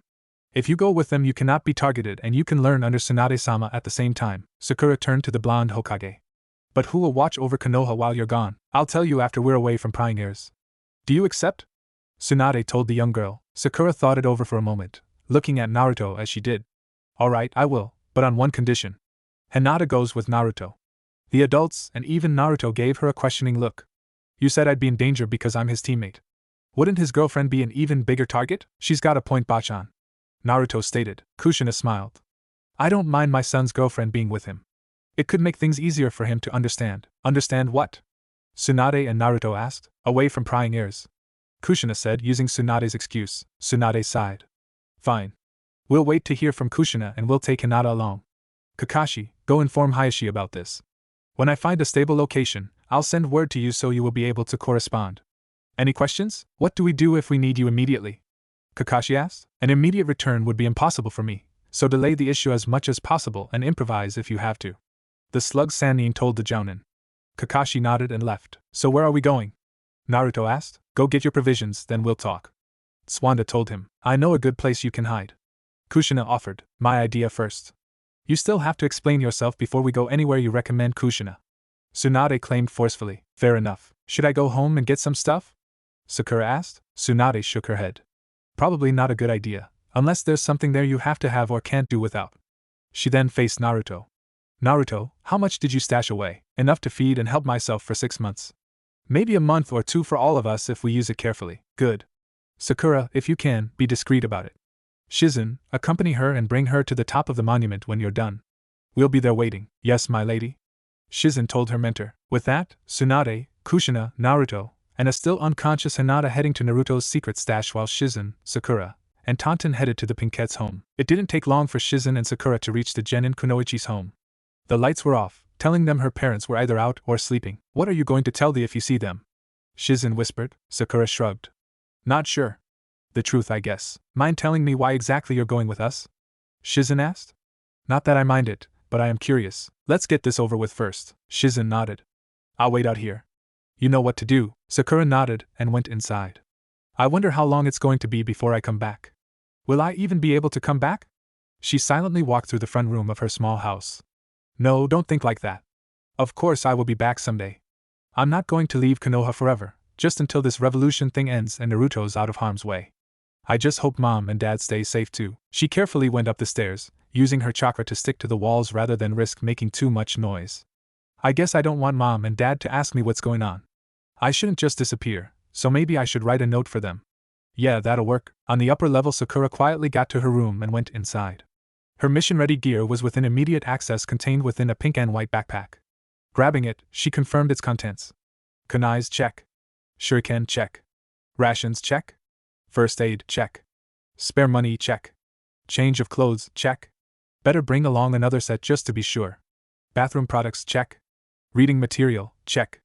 I guess all I need to do is grab some extra clothes and food and I'm good. Her door opened up, making her freeze, but she turned to see her father standing there in his dark blue pajamas. Akihiro Haruno was a tall, lean man with pale hair, enough that you'd swear it was white, and the same green eyes Sakura had. He was no shinobi, instead he worked at the hospital as a technician. Sakura, what are you doing? Hi, Daddy. Sakura replied, sounding caught. I'm just getting ready. Hokage-sama assigned my team a mission that we have to start under the cover of night, so I need to get going. Akihiro shook his head. I saw the records. One of your teammates is still in care, and the other just got out no less than 4 hours ago. Where are you really going? It's the truth. Hokage-sama's assistant is right outside waiting. You can ask her yourself. Akihiro still looked unconvinced. Why not your sensei? Where's he? I don't know. Probably getting ready too. Akihiro looked right at his daughter, making her feel uncomfortable. Sakura dear, I may not be shinobi, but I'm not gullible either. What are you really doing? Sakura frowned. I'm telling you the truth, Dad. Hokage-sama has an assignment for me and Naruto that we must start tonight. Why don't you believe me? I heard a lot of commotion outside and your mother and I were worried since you weren't home yet. We've been waiting with the lights out to avoid drawing attention here all this time for you to get back, and now that you have you're heading out again to do an errand for the Hokage? Surely she has more sense than to send 2 genin out while there's a conflict going on here in Konoha. From behind him, Sakura's mother Mariko Haruno appeared, wearing a white bathrobe. She looked like an adult version of Sakura but with dull blue eyes and her pink hair worn in a braid. Sakura? Where have you been? Mom, Dad, I'm only saying this once. I have to go away for a while. I don't know when I'll get back, but I will when I'm able to. Sakura told them, trying to avoid telling them the real nature of what she was doing. This sounds too fishy to me. I want to hear from the Hokage about this first. Akihiro stated. She's busy right now, but you can talk to her assistant right now. Not good enough. I want to hear from the Hokage directly. Akihiro announced firmly, crossing his arms. Sakura held in a sigh. That's not up to you. Look, Mom, Dad, I'm sorry but I'm in a hurry. I love you, but I have to go. But why? Mariko asked. Sakura now sighed. All I'm allowed to tell you is it's for my own good and I need to do this to help my teammate. Mariko held her daughter. Stay safe, dear, and try to come back soon. Sakura hugged her mother back. I'll stay safe, but I can't promise to come back soon. I could be gone for a long time. What? No, you can't. This is your home, you can't just leave it. Her mother said, pulling back to face her. Sakura sended a single tear. Mom, I'm going to miss you both, but I have to do this. Why? Both her parents asked. Sakura closed her eyes and took a deep breath. I can't tell you anything. For the time being, you'll both be safer if you don't know. Just please believe me when I say I will be safe and I will come back someday. Akihiro's gaze softened. This isn't a normal mission, is it? Sakura nodded her head. And you can't turn it down? Sakura shook her head this time. And you want to go on this even if you could reject it? Sakura was slower to react this time, but she nodded. Mariko tightened her hold on her daughter, as if afraid or unwilling to let her go. Please, sweetheart, don't do this. Sakura pushed her mother away a bit. Mom, I told you, I have to do this. I don't have the time to tell you everything, just trust me when I say I need to do this. Maybe later I can send word to you on how I am and a better explanation, but tonight, let's just leave it at this. Mariko pulled away and pulled a dark red ribbon out of her hair that she put in at night to keep it from going all over the place and irritating her husband. Sakura, keep this with you. As a reminder of us and your promise to come back as soon as possible. Tentatively, the young genin accepted the offered ribbon and put it in her pack. Bye, Mom. Bye, Dad. I love you both. She hugged them one more time and went downstairs. Mariko embraced her husband for support. Do you think we're doing the right thing by not putting our foot down? Akihiro shrugged. Maybe we should have. But sadly, we're not the only authority figures in our daughter's life anymore, and we have to trust her to know what orders to follow and what ones not to. He put his arms around his distraught wife. Come on, let's get back to bed. All we can do is hope for the best. Mom? Bachan? Naruto called out. What is it, son? Kushina asked, bringing them to a stop. Before we go, there are 2 people I have to see. I owe it to them to let them know I'm not going to be around anymore. The whiskered blonde told the group. We don't have too much time, but if it's really important, Naruto, then make it quick. Tsunade told him. I'll be at the top of the monument. Kushina, you come with me. Hinata, you go with Naruto to keep an eye out for him. The genin nodded, and although Kushina looked reluctant to obey, she did not argue. Then the 2 teens broke away and headed back into the village. Where are we going, Naruto-kun? Hinata asked. I need to see Moegi and the Ikarakas. I can't just leave without saying goodbye, not to them. Moegi is closest, so I'll get to her first. Why her? Hinata asked, not objecting, just wondering. Naruto struggled to answer. Her mother died tonight, and her dying wished for me to keep an eye on her. If I can't be here to do that, I need to tell her why. Would you like to let your family know about you while we're at it? Hinata shook her head. No, I don't. If I did, they'd try to stop me, and they'd likely succeed. It's best if we just ignore them. Before more could be said, the pair arrived at Konohamaru's house. Naruto knocked at the door and Konohamaru's mother answered the door. Welcome back, Naruto. Is something wrong, boss? Moegi screamed, running right to the orange-clad ninja. You okay, Moegi? Naruto asked. The orange-haired girl nodded. I'm just afraid of being away from you right now. You're strong enough to keep the enemies away. Naruto was afraid to burst her bubble right then, but had no choice. Moegi, I'm going to have to go away to make sure they stay away. So I won't be around here to keep you safe for a long time. Moegi was wide-eyed. What? No. Don't go, boss. I need you. Konohamaru was equally surprised. You can't go, boss.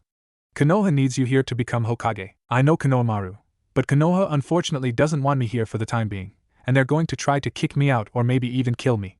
I have to leave until they change their mind. Naruto explained. Can I go? Moegi asked. Naruto shook his head. I'm afraid not, Moegi. Why not? I'm all alone here. Where will I go? Naruto looked at the Sarutobis. Could you watch over her? Konohamaru's mother shook her head. Maybe for a night or 2, but nothing long term. It's not that we don't want to, but we don't have the room or money to. Hinata looked at the young girl. Do you have any other family? Moegi shook her head. I was adopted. Unless boss takes me with him, I'm going to have to go back to the orphanage. Naruto cringed. That was a fate he wouldn't wish on anyone. I don't know what to do, but maybe Bachan would. You want to go ask her? Moegi nodded and Naruto faced Konohamaru's mother. Thanks for watching her. If I don't bring her back tonight, just know she'll be in good hands. Hey, can I go where you're going, boss? Konohamaru asked. Naruto shook his head. Sorry, Squirt. Your mother needs you and I need someone I can trust to keep an eye on Konoha while I'm away. Plus someone has to tell Udon everything, right? The young boy sighed then stood diligently. I'll do what I can to make this town see it needs you, boss. Thanks, Konohamaru. I'm counting on you. After saying goodbye to Konohamaru's family, Naruto created a clone and had it take Moigi home to gather a few things she wanted to keep on her before heading to Tsunade. During that time he and Hinata headed to Ichiraku's ramen. Naruto was quite surprised to see the lights on. Maybe they're pulling a late shift tonight. He thought aloud before entering. Old man? I am Nei-chan, Naruto? Tsuchi and I am called out before coming out of the kitchen. You alright? Naruto nodded. Yeah, I'm okay. Despite this weird thing. He then held out his tail. The ramen chefs gasped. What is that? Some strange tail that appeared tonight while I was fighting. Even weirder, my mom showed up today and she even has one too. Naruto answered. Hinata looked at him. She has one too? I didn't see one. She can apparently hide it. I don't know what's going on here. How do we know you're really Naruto then? Tsuchi cautiously asked. Who else would ask to eat their own weight in ramen, and ask if you had a scale to determine how much ramen that really would be? I smiled. Good enough for me. We thought you might show up with all those clones we saw in the streets. What's going on? To put it short, I'm going to have to flee town for a while. Naruto told them. Tsuchi made an understanding sound. So it's finally come, eh? Naruto nodded. Looks like it. I wanted to say goodbye since you guys have been like family to me. Speaking of family, could I go see your mom? There's something I'd like to ask her while she's here. I asked, a stern look in her eyes. I guess, though we have to move fast. I smiled. No problem. Just let me get ready. I'll be a moment. She then turned and went in back. Tsuchi looked at the young boy he considered the son he never had. Where will you go, Naruto? That wave country you told me about? Likely. It's nearby and somewhere I know I'd be welcome in. Hinata tapped his shoulder to get his attention. Naruto-kun, maybe you should think of somewhere else. If any hunter nin are sent after us, that might be the first place they'd search. Really? Naruto asked. Actually, that makes sense. Tsuchi added. Appeared. I'm all set. Naruto was surprised to see her. She wasn't dressed in her ramen server outfit. Probably the only thing Naruto had ever seen her wear. This time I am dressed an awful lot like Enko, wearing a black open jacket with a dark purple mesh shirt underneath that almost made her bust look half a cup size bigger than her normal outfit led others to believe. She wore skin-tight black leggings under a black skirt with a blue belt and a ninja tool pouch strapped to her right thigh. On her back was a purple backpack. There. I'm ready. For what? Naruto asked, not expecting this. If I'm going to see your mother Naruto, I want to make a good impression on her. As well as show her I'm no pushover. I calmly explained. Are you expecting to fight her? Hinata asked, quite surprised. No, but if she says something that will make me want to kick her ass then I'm sure as hell not going to do it dressed as a chef. The brunette told the younger girl. We should get going now though. Old man, thank you for everything, and be ready to really get to work when I come back. Naruto told Tsuchi. The old man nodded. Will do. He then shared a knowing look with his daughter who nodded, as if they silently came to a conclusion the two genin didn't understand. Rather than worry about it, they both left the ramen stand with following them, moving with the grace and speed of an experienced kunoichi. Naruto-kun, you never said she was a shinobi. Hinata mentioned. It never came up. Besides, she resigned years ago. I'm not sure why, she just said she was mad at someone and refused to do more work so she quit and started working with her dad. I asked why but she always told me not to worry about it. Naruto told her. How good is she? Hinata asked. Naruto thought it over. Let me put it this way.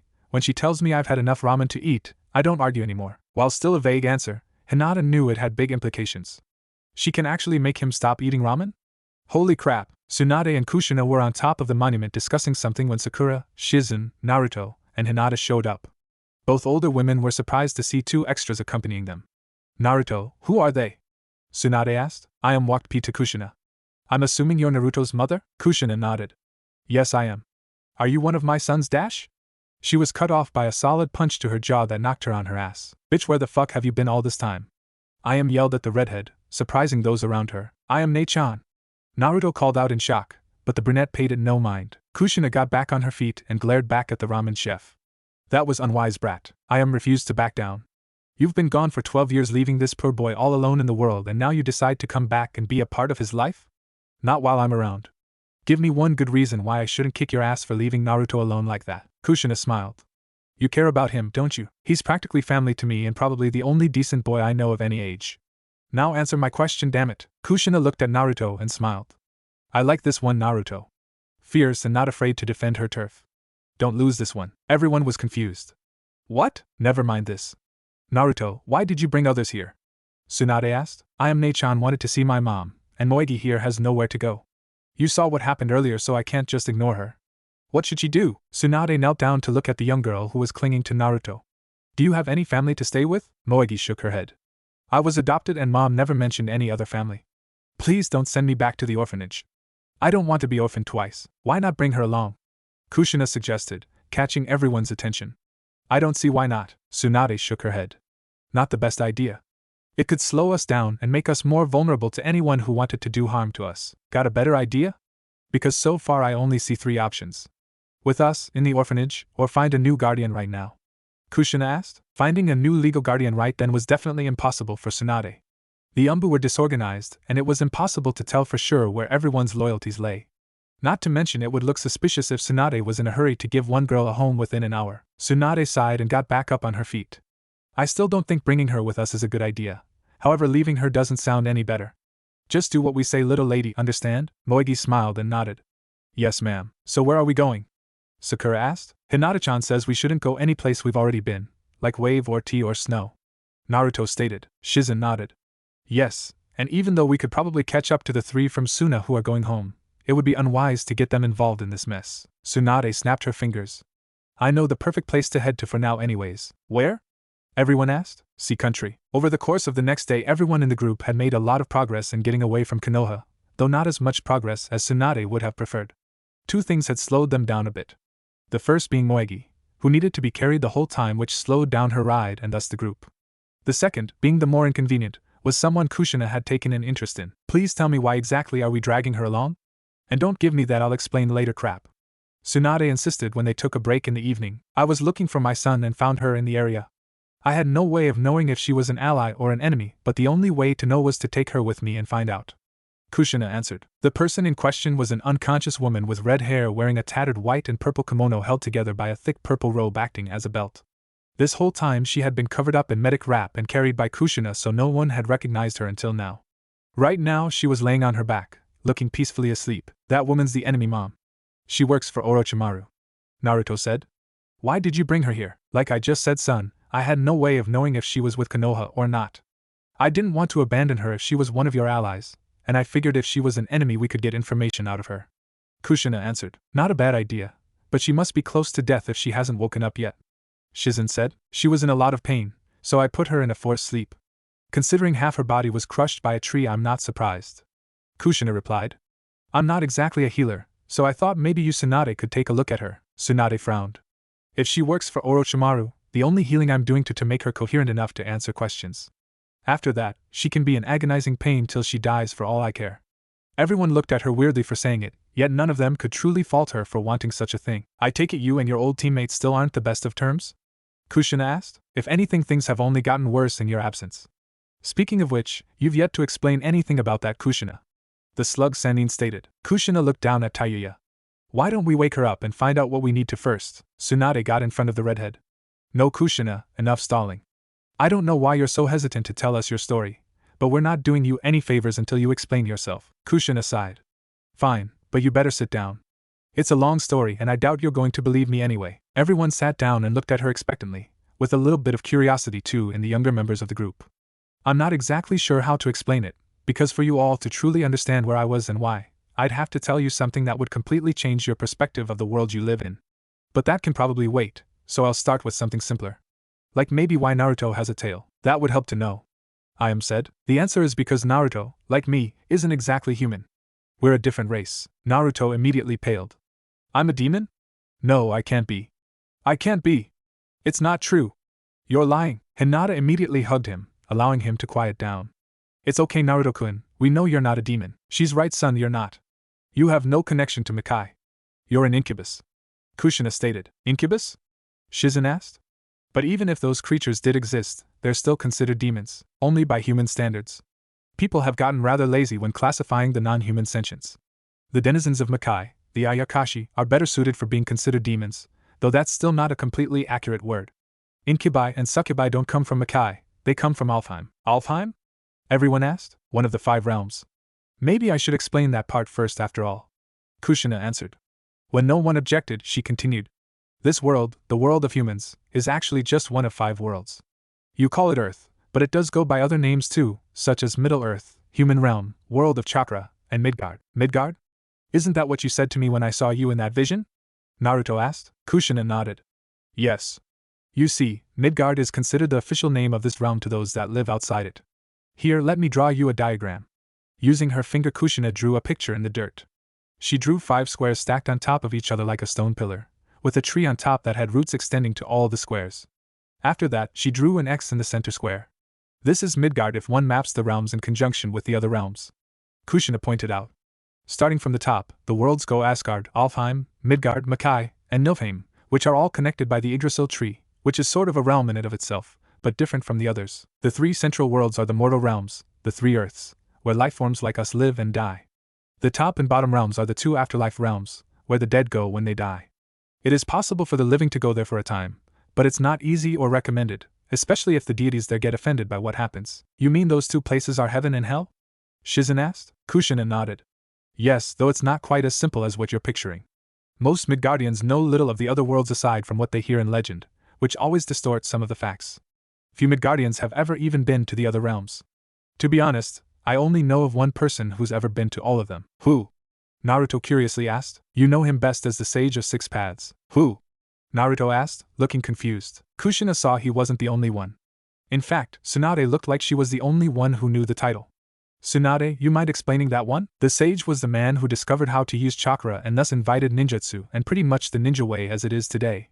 He was said to be a very powerful man, and is considered to be the father of the men who would later create the Senju and Uchiha clans. Very little about him as a person is known, but he was said to be a traveler and a peace-loving man. Tsunade told everyone else. Why was he called a sage of 6 paths? What were those paths supposed to be?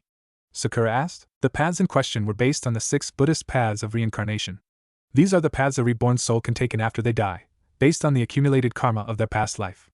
They are called Deva, Preta, Human, Animal, Naraka, and Asura. Preta and Naraka are considered the hellish paths while Deva and Asura are considered the more heavenly. Human and Animal are the more neutral ones. Sounds like this guy wasn't called a sage for no reason. Naruto said. Kushina nodded. True, however that's not the complete reason. Everyone turned back to her. The story says the sage traveled extensively.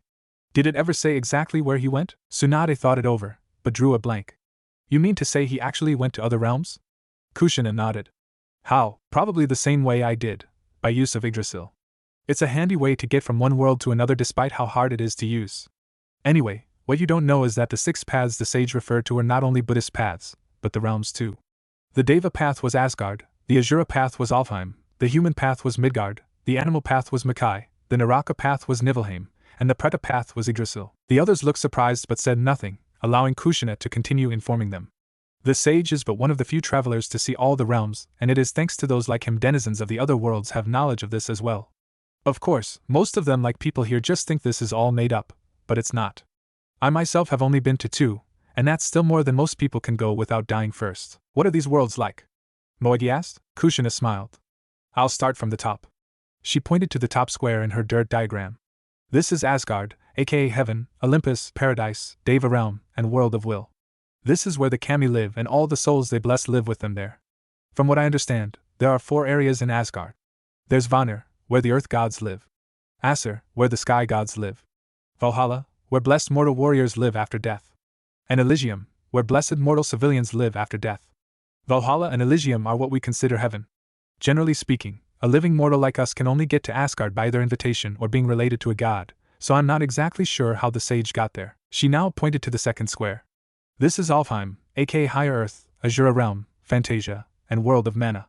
While this world is dominated by the humans, Alfheim is dominated by elves. There are multiple sentient creatures there too, collectively regarded as Asurians. You might still call them demons, but these are more of the good-natured demons you hear about. If you ever want me to take you there, you'll find it quite similar to this world. The division of the regions are even similar to this world. This next one is Midgard, the world you're already familiar with, so I'll skip that and move on to the next one. Kushina then pointed to the 4th square in her diagram. This is Makai, aka Lower Earth, Jotunheim, Muspelheim, Animal Realm, and World of Yuki. This is the world where the Ayakashi, the bad-natured demons would live, though they aren't by nature evil. They just live more primitively than we do and tend to get in fights whenever they encounter someone from another world. Some of them are sentient and have their own cultures, but they're more along the lines of barbarians than what you'd consider truly civilized. All in all, it's mostly an untamed and mostly unmapped world. The dominant race, if I recall correctly, are giants and onis. Now the final world here, Kushina said pointing to the bottom square, is Nilfheim, aka the underworld, Hades, Naraka realm, and world of Rashur. This is where all dead souls originally go if not blessed by an Asgardian first. Most are brought there by Shinigami, and then judged to determine where exactly they go. This realm, from what I hear, is divided into 3 areas. The first is Reuniting, where ordinary souls go if they can accept death and wait for the chance to be reincarnated. That's also where the Shinigami live. The second is Hueco Mundo, where nasty spirits go when they die and spend their time doing who knows what. The third is Hell, where Shinigami place the worst souls to be punished and tormented. The final path, so to speak, is Yggdrasil, the Predator realm, which is and isn't a realm at the same time. It's sort of the glue that holds all the other worlds together.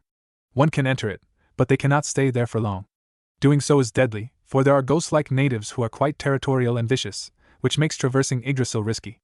Every time you enter Yggdrasil, there's a chance you will not exit alive. So this Alfheim is where you've been?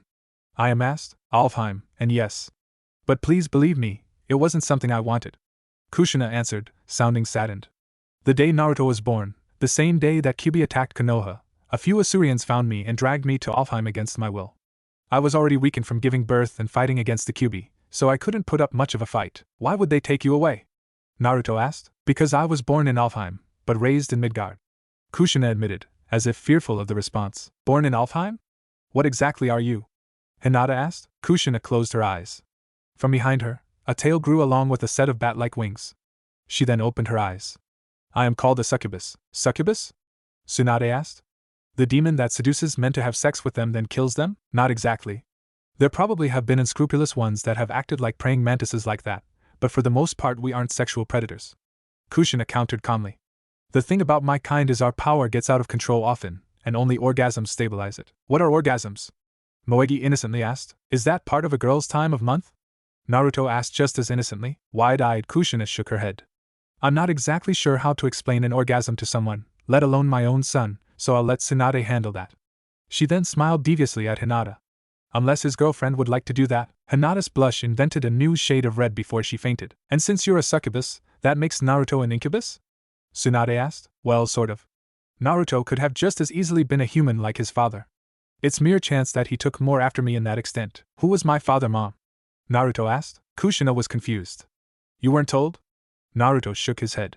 Your father was Minato Namikaze, the Yondaime Hokage. Naruto stared blankly, then lightly laughed. No, seriously, who was he? Kushina lightly jerked back. Son, that wasn't a joke. He is your father. Nice try, Mom, but that's impossible. There's no way I could be related to someone as important as the fourth. If I was, I wouldn't have been ignored and insulted my entire life. Kushina looked surprised to hear this, then turned to Tsunade. What does he mean by that? Tsunade hesitantly sighed and turned to face Naruto. Naruto, she's not lying. Your father really was the Yondaime. Naruto looked like a deer in the headlights. No, that's impossible. It can't be true. Why not, son? Kushina asked, but he didn't answer. Tsunade turned to the redhead. Kushina, your son has been the target of massive negative propaganda. Konoha's population overall can be divided into 3 parts. Those like us who value Naruto, those that can tolerate Naruto, and those that would only give him a grave just so they could dance on it. What? Kushina asked in disbelief. Why would that happen? We said we wanted Naruto to be seen as a hero. Apparently Konoha missed the memo. I am stated. Kushina got comfortable. Tell me everything. You requested us, Hayashi-sama? Shino asked. Yes, thank you both for showing up. The Hyuga head said to his 3 guests. May I ask why you wish to see us? Ino asked. The reason I requested you is I wish you 3 to perform me a service. Hayashi told them, confusing them both. The thing is, the Hokage is temporarily out of town handling some business, and I have reason to believe my daughter is with her. This wouldn't be a problem, but I never heard she was invited to accompany the Hokage, nor was any message saying otherwise given to me or any Hyuga. What I want you 2 to do is track her down and find out where she is. You fear she's in danger? Shino asked. This wouldn't be the first time.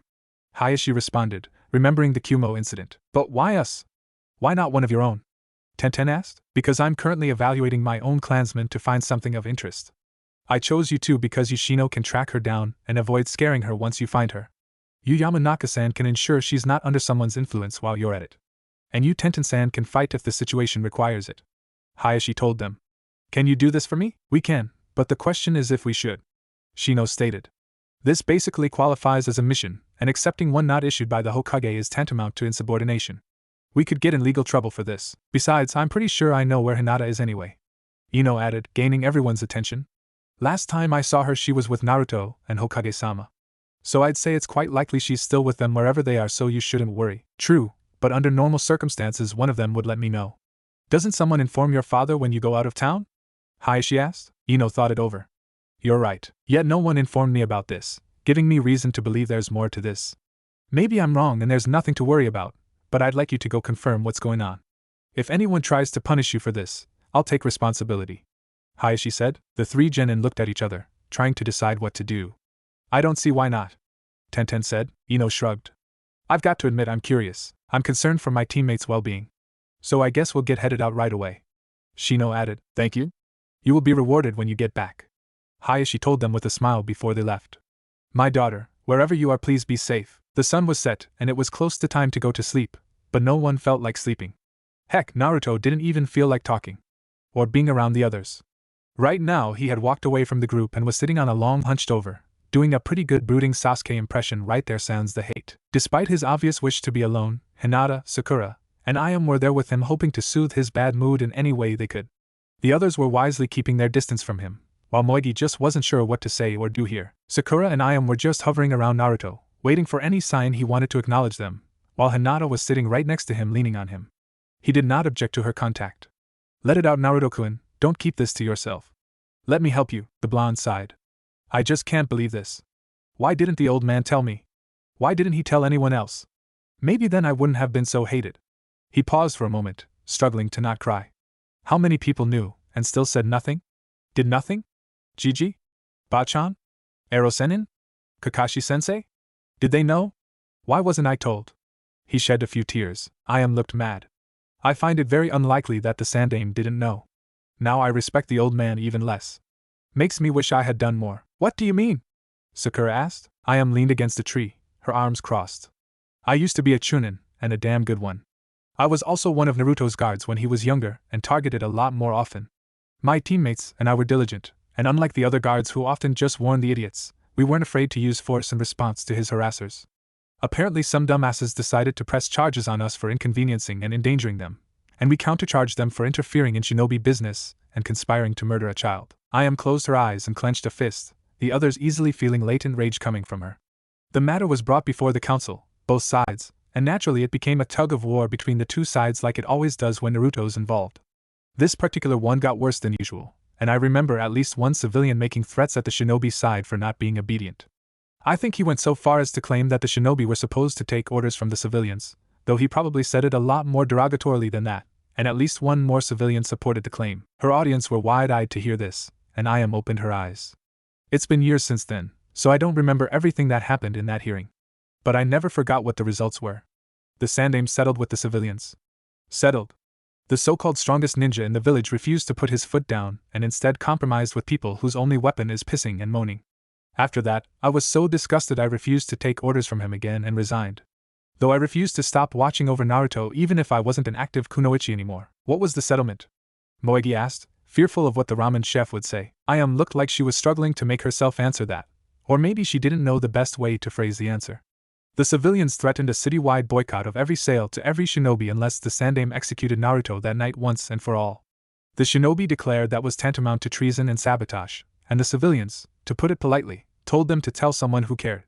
They even told everyone that they had a contingency plan set in place so that if they were arrested, executed, or removed from power, the boycott would automatically happen until Naruto's head was on a pike for all to see. Sakura looked like she wanted to throw up, but Hinata got up and ran for the bushes to actually do the deed.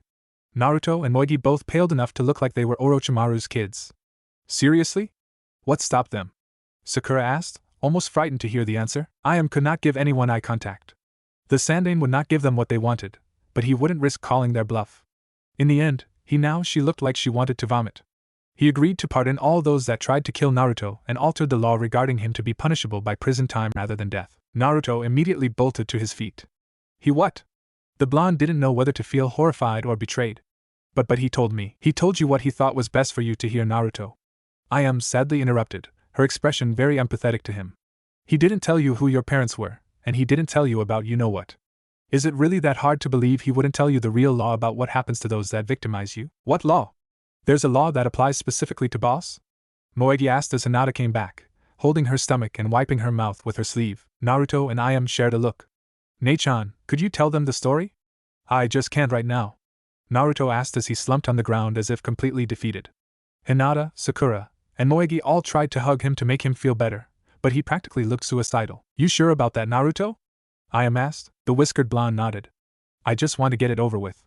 Please, Ne-chan, you're one of the only people I can trust anymore." Each girl there felt their heart ache for the poor boy, and they all shed a tear for him. "Okay, Naruto. Girls, there is a law that centers around Naruto. You see, there is a reason people treat him the way they do. Is it a good reason? Not by a long shot, but that doesn't stop people. And while I'd rather not have to reveal this under the circumstances, but if you're going to be on the lam with Naruto, you probably should know why Konoha wants him dead in the first place." The girls listened with much interest, but none relinquished their hold on him. "You should know about the story of the Yondaime and the Kyuubi. Did the academy ever tell you exactly how the Yondaime got rid of the fox?" Sakura and Hinata shared a look before looking back at Ayam. "The sensei said a very advanced jutsu was used that ended up killing the Yondaime was used. They couldn't say exactly which jutsu it was because no one was familiar with it," Sakura answered. "If no one was familiar with it, then how did they know it worked?" Ayam asked. Sakura was momentarily speechless. "Good point, but regarding Naruto, the Yondaime got rid of the Kyuubi, but it didn't simply cease to exist. He put it somewhere to ensure the creature would never succeed in destroying Konoha.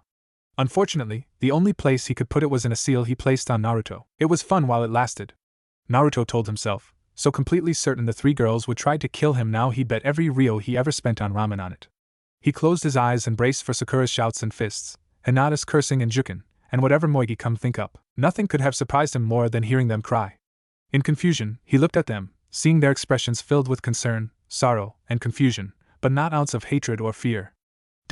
Why aren't you girls shouting and calling me a monster and trying to kill me?" Hinata kissed his cheek. "Why would I do such a thing to my Naruto-kun? If anything, I should do that to myself for not telling you about me sooner. Boss, you saved my life once and cried over my mom's murder. No monster would do that," Moegi told him. Sakura nodded. "Naruto, if you were Kyuubi, there's no way you'd let me hit you all those times. If you were, I'd probably be dead by now.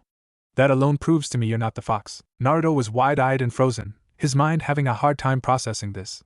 Then suddenly he moved, and quickly broke free of their holds and backed against a tree, looking at them like he was frightened. "Naruto-kun? Naruto, boss?" The three girls tried to approach, but he held up his arms defensively, and shielded his face, making them stop.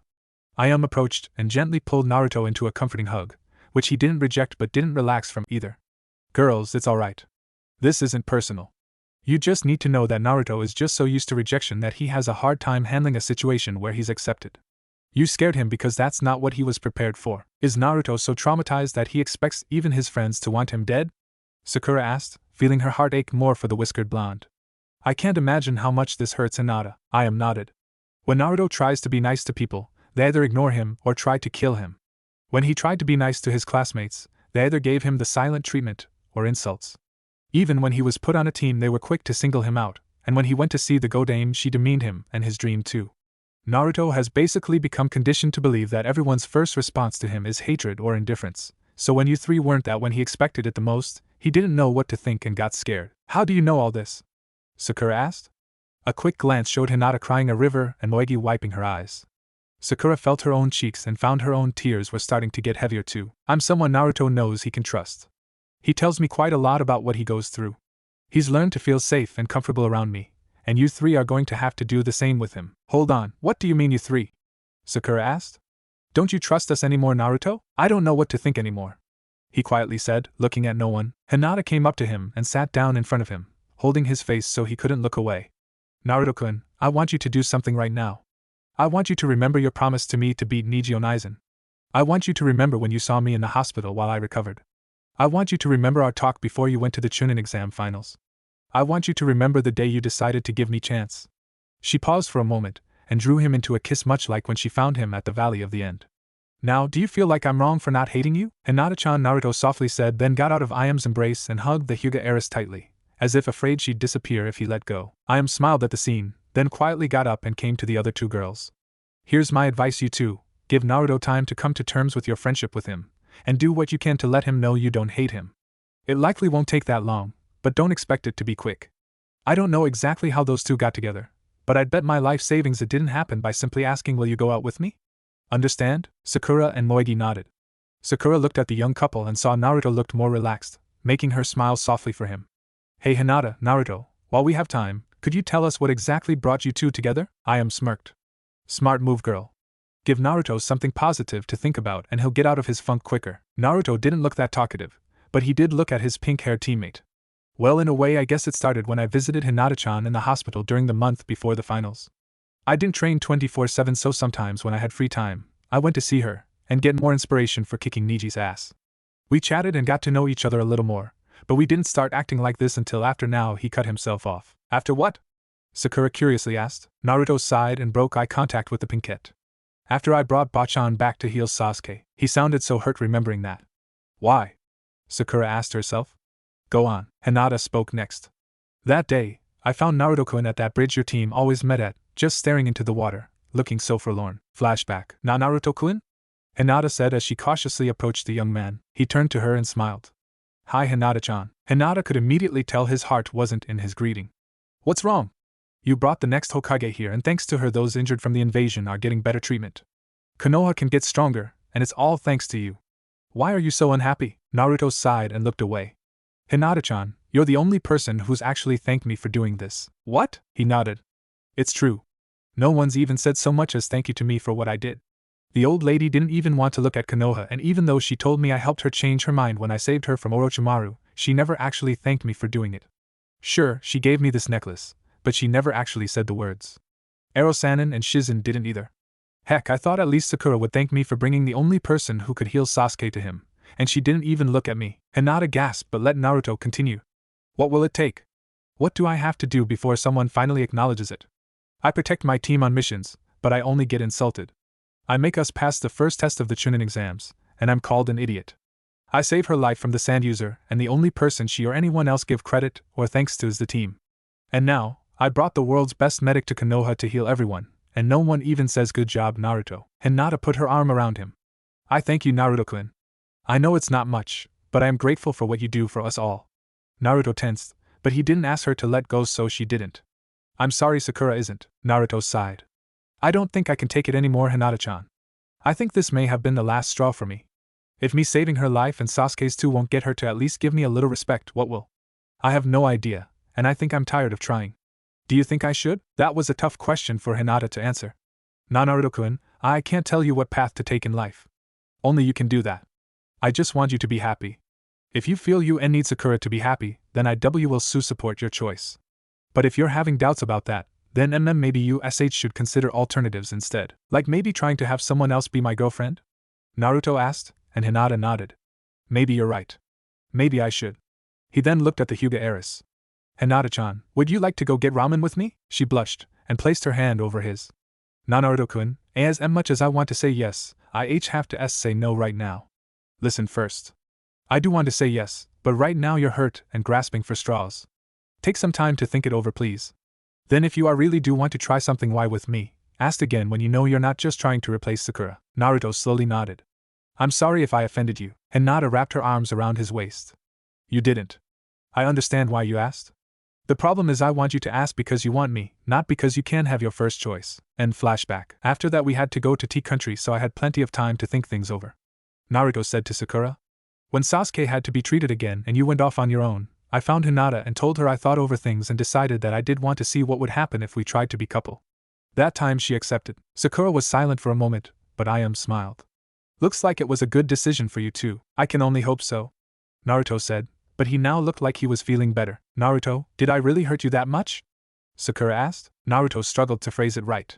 Sakura, I'm not going to lie. Yes, you did. I could handle the hits and the insults because they actually weren't the worst I've gotten, but every time you ignored me, that I couldn't handle. It got harder to handle it when we were on a team and you wouldn't even hold a conversation with me. But when I brought Bachan to save Sasuke and you hugged him so lovingly while never saying one grateful word to me before or since, I realized I just couldn't take it anymore. I spent 13 years being unloved. Enough was enough. Sakura scooted forward until she was right in front of her blonde teammate.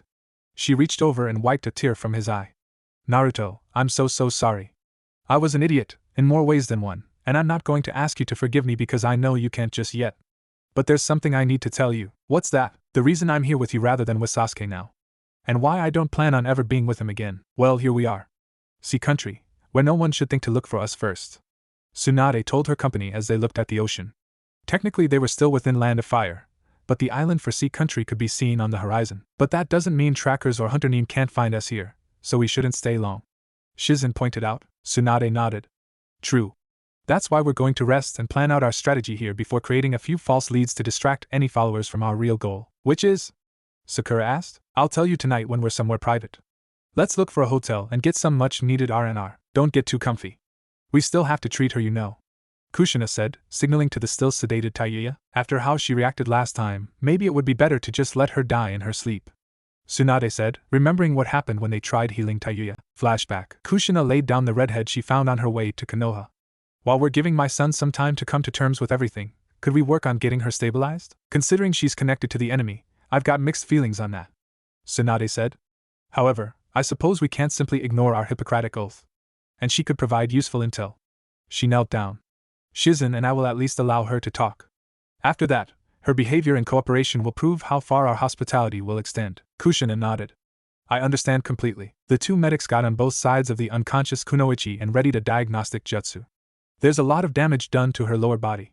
I'd say she's probably paralyzed and will never walk again without neuro-focused medical jutsu. And it looks like there's been a good amount of internal bleeding. By all logic this woman should be dead by now. How on earth have you kept her alive all this time? I placed her in a state of suspended animation. But if she stays in it too long she will die for real. It only delays death, it doesn't fix anything. That part someone else has to do, and sadly I never learned how to heal. Kushina explained. You better wake her up then. That way what you did won't risk compromising what I'll do. Medic jutsus work best when a second jutsu isn't already in use. Tsunade said. Kushina nodded and put the tip of her index finger on Tayuya's forehead. Heirloom. The comatose Kunoichi lightly stirred, just as if she was waking up from a nap. But suddenly she winced and grimaced as if in great pain. She opened her eyes and roared out in pain, sounding like she was giving birth and passing a kidney stone at the same time. Then she started flailing around. Restrain her. Tsunade ordered, and Shizen and Kushina grabbed an arm each to hold her down. Tayuya struggled against them both and flailed the rest of her too, though her legs didn't move as freely as the rest of her did. If anything, every time she kicked at nothing the sound of bones breaking could be heard, making her scream even more. Tuksu. Kushina said, and next thing everyone knew Tayuya was frozen solid. There, now ready whatever you're going to do and I'll unfreeze her. But you better do it fast, this method doesn't last long and isn't ceasing her pain. Tsunade nodded rather than ask questions. I'm going to start by soothing the nerve endings in her legs and numbing her muscles. Her lower body has the worst damage so it's likely that's what's causing her agony. Tsunade-sama, look! Shizen said, catching her mentor's attention. Despite her frozen state, Tayuya was activating her curse mark. Suk! Kushina immediately said as she touched Tayuya's forehead again. The flutist became unfrozen but slumped on the ground, as if forced to sleep. Her curse markings began to recede. She did that too when I found her, and I didn't like the look of it. What's going on? Sakura asked as she and the others came back to the clearing they all stopped in. We tried treating this woman but apparently she's in quite a lot of pain. We may have to wait until we can find a hospital, or at least somewhere indoors before we can do anything more for her. Tsunade answered. She sounded like she was dying. Naruto commented. She probably is. She's got a great deal of internal damage so she probably feels like she's been stepped on like a bug. If we can't heal her the best we can do is take care of her pain as she passes on. Shizen told him. And flashback. I know it might be less painful to let her die, but the information she has could help us out quite a bit. Shizen added. Would she even provide it? Naruto asked. Hard to say. The odds aren't in our favor, but we can be persuasive if we have to be. The slug Sannin told him. Now let's get a boat and head for the island. Best place to go right now. A quick trip to a marina with a payment, and they were out on the sea. The words of the boat provider bothered them though. Be careful how far you venture. Plenty of people lately have been seeing something weird in the water. Naturally the ninja were undaunted, but they did keep the warning in mind. What do you think that guy meant? Naruto couldn't help but ask. Probably just a shark, or something. I am casually answered. I wouldn't give it much thought. There have been tales of sea monsters as long as people have been aware of the ocean. A few moments of silence before Naruto spoke up again. I think I saw some kind of shadow move in the water. Hinata activated her Byakugan to settle his concern. I don't see anything down wait. All attention was on her now. There is something strange down there. Something human-sized. Okay everyone, be on your guard just in case. Hinata, keep an eye on it. Tsunade ordered. Everyone got some kunais in their hands, even Moegi courtesy of Naruto, and waited while the boat continued forward. Hinata kept trying to see the apparition underwater, which moved around enough to be difficult for her to focus on. It's hard to see, but it appears to only be observing us. Maybe it's trying to decide if we're food or a threat. Let's not provoke it then. Kushina said. Nothing happened, but it wasn't until Hinata next spoke they relaxed. It's gone out of my range. I guess it lost interest. 5 more uneventful minutes passed until they reached the shore of sea country right by a seaside town. There was no dock, so they had to come to shore directly, and without an anchor or something to tie the boat to, Tsunade had to use her strength to pull the boat away from the water so the tide wouldn't take it away later, leaving them stranded. So what are we doing here again? Sakura asked. We're going to find some place to treat our captive, get as many supplies as we can, decide our next destination, and get some answers. Tsunade told the Pinkette, giving Kushina a brief glance when she said the last part. I'll tell you everything, but I also want to know why you all had to leave Konoha and what your plan for being away is. The Uzumaki matriarch told the slug Sanin. I'll tell that too, but first let's find shelter. Excuse me? A stranger's voice called out. Everyone turned to a small alcove dune, and from behind it a girl's head stuck out. She had short purple hair that looked like she cut it herself, though 2 locks were long enough to frame her face. Her face also had medical wrap across her forehead and under her left eye, making her almost look like a danza wannabe if it weren't for the fact her eyes and smile radiated warmth. Yes? Kushina asked. If you need shelter, I know where you can find some. And who are you exactly? Tsunade asked. Nobody important, just a simple diver who lives in the area. My name's Isaribbi. A diver? Naruto asked, unaware anyone could do such a thing for a living. Isaribbi nodded. Yeah, I dive and gather things like lobsters, oysters, coral, and occasionally wreckage that still has value. Not always easy or profitable, but I love my work. Are you in need of treatment as well? Tsunade asked, eyeing the bandages. Isaribbi shook her head. No thank you. I've already been treated. What happened? Sakura asked. I ran into some jellyfish on my last dive. I'm fine now, but my skin's still a little sensitive. I'd better take a look at it then. Jellyfish stings often have residual damage, Tsunade said. Isaribbi looked nervous. No, really, I'm fine. Please, if you're offering us help, the least I can do is return the favor. The purple-haired bandaged girl then ran off. What was that about? Naruto asked. There's something suspicious about her. She was afraid of me inspecting her body. My guess is jellyfish weren't really the cause of her trouble. The slug Sanin thought out loud. But for now, let's focus more on our own group. An hour later the Konoha refugees had found a hotel in the town. Kushina, Tsunade, and Shizen were in the room tending to Tayuya while Naruto, Hinata, Sakura, Ayam, and Moegi were at the beach killing time. None of them had brought swimsuits, so none tried to go swimming. Tayuya had thrashed, screamed, and fought back during her treatment, and if not for a sound barrier in place it was likely the local authorities would have shown up. But finally, she stopped and passed out, her pain relieved. Tsunade wiped her forehead with her forearm. There. She's out of danger and can in time be fully recovered. I patched her up enough to talk but not walk or use her chakra effectively. For now, when we question her, she will only be able to answer or stay silent, nothing else. What was that you used on her, Kushina? Shizen asked, having never gotten around to asking that the other night. Mana spells? Think of it like jutsu but requiring incantations instead of hand signs, and it uses mana instead of chakra. What exactly is mana? Tsunade asked. The best way I can describe it to you is it's an energy like chakra but not identical. Like chakra, it's based on physical and spiritual power and can have elemental attributes. Unlike chakra, it's more focused on the spiritual part, so its strength is determined and tied to one's willpower over physical strength, so being fit like a ninja is not required to wield it. Also, it does not act the same way elementally. A person's mana can only be used one way elementally, or neutrally for non-elemental spells, so unlike chakra, which has a single affinity but doesn't limit a person to just that one element, mana does. So you can use mana and chakra together? Tsunade asked. I used to be able to, long ago. Now I can't. Now I'm limited to just mana. All jutsu I used to know are useless. Why are you limited? Tsunade asked. I had access to a chakra source when I was younger. Messed up a lot about my growth and development as a succubus, but it allowed me to use chakra. Until it was removed and I was stuck using mana only again. For a brief time there was some residual chakra in me, but I used it all up in the QB resealing. Kushina answered. Wait a minute, resealing? What do you mean by that? Tsunade asked. Where do you think the QB was before it appeared in Konoha that day? Kushina asked back. Tsunade shrugged. I never thought about it. I didn't know it had been sealed in my grandmother one time, but I was never told where it went after that. I thought it was restrained in some sort of sacred object for a time. My grandfather's necklace couldn't have been the only special item he had after all. My granduncle had a special sword too. I figured there was some special object the Senju owned that contained the QB until the day it escaped. The Ichibi was rumored to be contained in an iron teakettle for a time, so it made sense to me. The redhead sighed. Tsunade, the QB was sealed in another person after Mito-sama but before Naruto. That person was me. Tsunade was wide-eyed. You? Shizen was equally surprised. Why? Because Mito-sama had faith in me being able to contain the fox and not be influenced by it. I asked her not to, because I wasn't so sure I could handle it, but she told me I had a loving heart and love was the best way to keep the Kyuubi contained. Something about that stuck with me and I ended up becoming the second jinchuriki of the Kyuubi. Tsunade was momentarily silent. Why wasn't I told this? Did you ever ask? Tsunade thought it over. No, I guess I didn't. As long as there was no threat, I didn't ask why. But why couldn't you have told me? I heard stories of jinchurikis getting hostile treatment in their own villages. Some better than others, but usually friendless. Why would I go announcing that I was one? Kushina asked. Shizen nodded. Don't forget, Tsunade-sama, you criticized the Sandaime for telling the public about Naruto being one, so how can you be upset for Kushina preferring her secret remain a secret? The slug Sannin sighed. You're right. But if you're a succubus, how could you even contain the Kyuubi? I guess the sealing was done really well. Or maybe my mana countered its chakra. My mana was mistaken for a special anti-Biju chakra after all, so maybe they were partially right. I don't know, but all I wish is it was strong enough to prevent the fox from escaping while I gave birth. Kushina said with a sad sigh. At least while I did have the fox in me, I was able to use chakra successfully, but I haven't been able to since it escaped. The bad news is the fox's chakra screwed up my natural growth.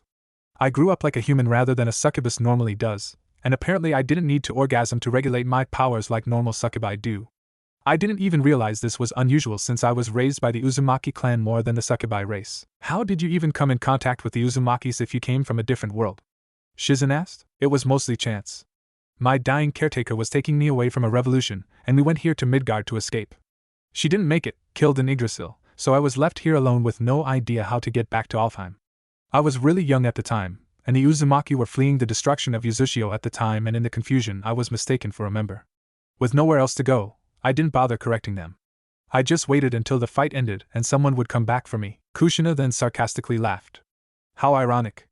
As a kid all I wanted was to go home and fit in here until I did. It wasn't until I decided this was my home that I was brought back to Alfheim against my will, and without my family. The fates have a sick sense of humor. Why did you have to leave this other world? Tsunade asked. Kushina looked down, avoiding eye contact by focusing more on the sleeping Tayuya. I'd rather tell that to my son first if you don't mind. It's part of the reason why I was taken away from him too. The sun sure feels nice. Sakura said, lying on her back, her arms folded above her head. Too bad this isn't a vacation. I hope we can go swimming while we're here. Moegi commented. Can we go get some swimsuits, boss? Does anyone here have money? Naruto asked, not sounding like his heart was in the subject. I do, but I'd rather save it for an emergency. Sakura answered. I only have what's left of my last mission pay on me. Hinata added. I've got plenty, and I suppose I could spare a little for some fun while we're out and about. Ayam said. I just don't know where to shop. Sakura got on her feet. Let's go ask someone. Naruto sighed. Why not? No one asked about his mood. They knew he was trying to act like he was back to normal, but he was still coming to terms with everything he learned. The identity of his father. The fact that the Sandaime had to yield on his safety a few times. His lack for a better term demonic mother, and his own apparent demonic nature which had nothing to do with the Kyuubi. And that was only the stuff he had already learned. There was bound to be more he had yet to be told. At least now he had been able to apply a hinge to hide his tail so he didn't feel like a sideshow freak on display. The group walked down the beach trying to find someone, Hinata having her arm wrapped around Naruto's and her head resting on his shoulder. Sakura sent them a friendly smile, but she couldn't help feeling slightly jealous. Go away! A girl's voice shouted, drawing their attention.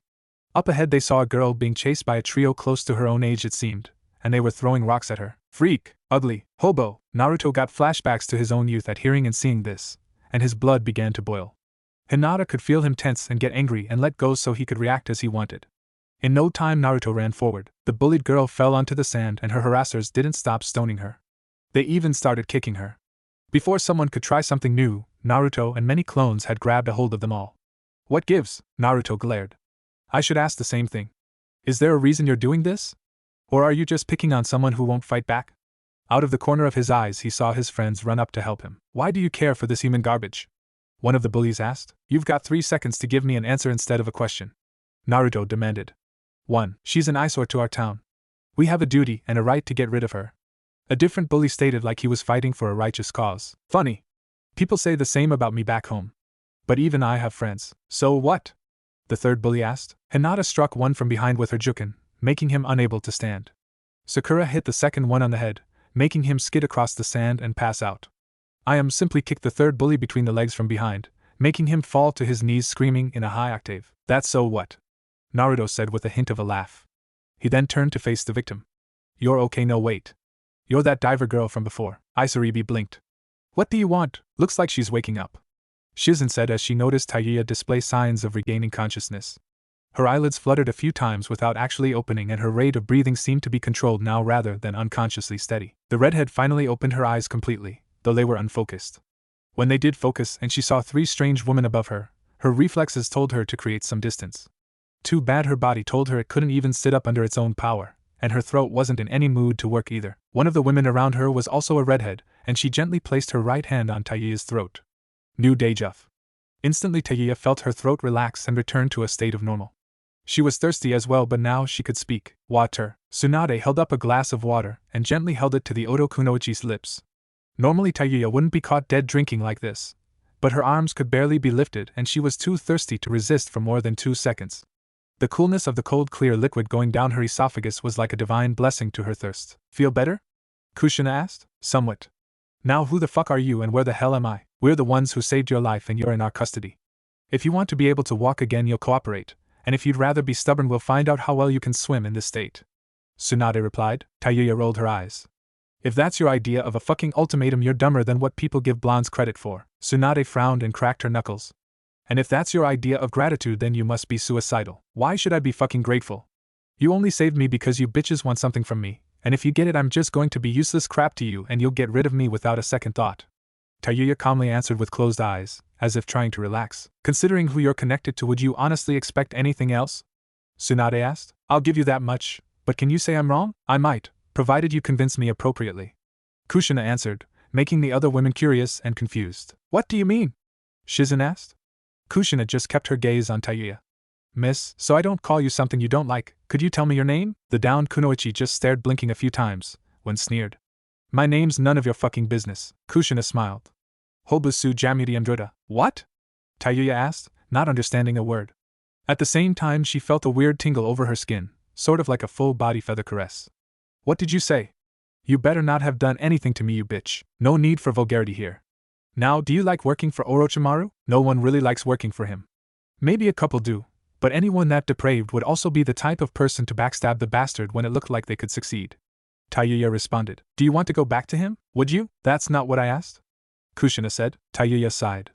Not that I believe you give a damn, but it's not like I have anywhere else to go if I could walk.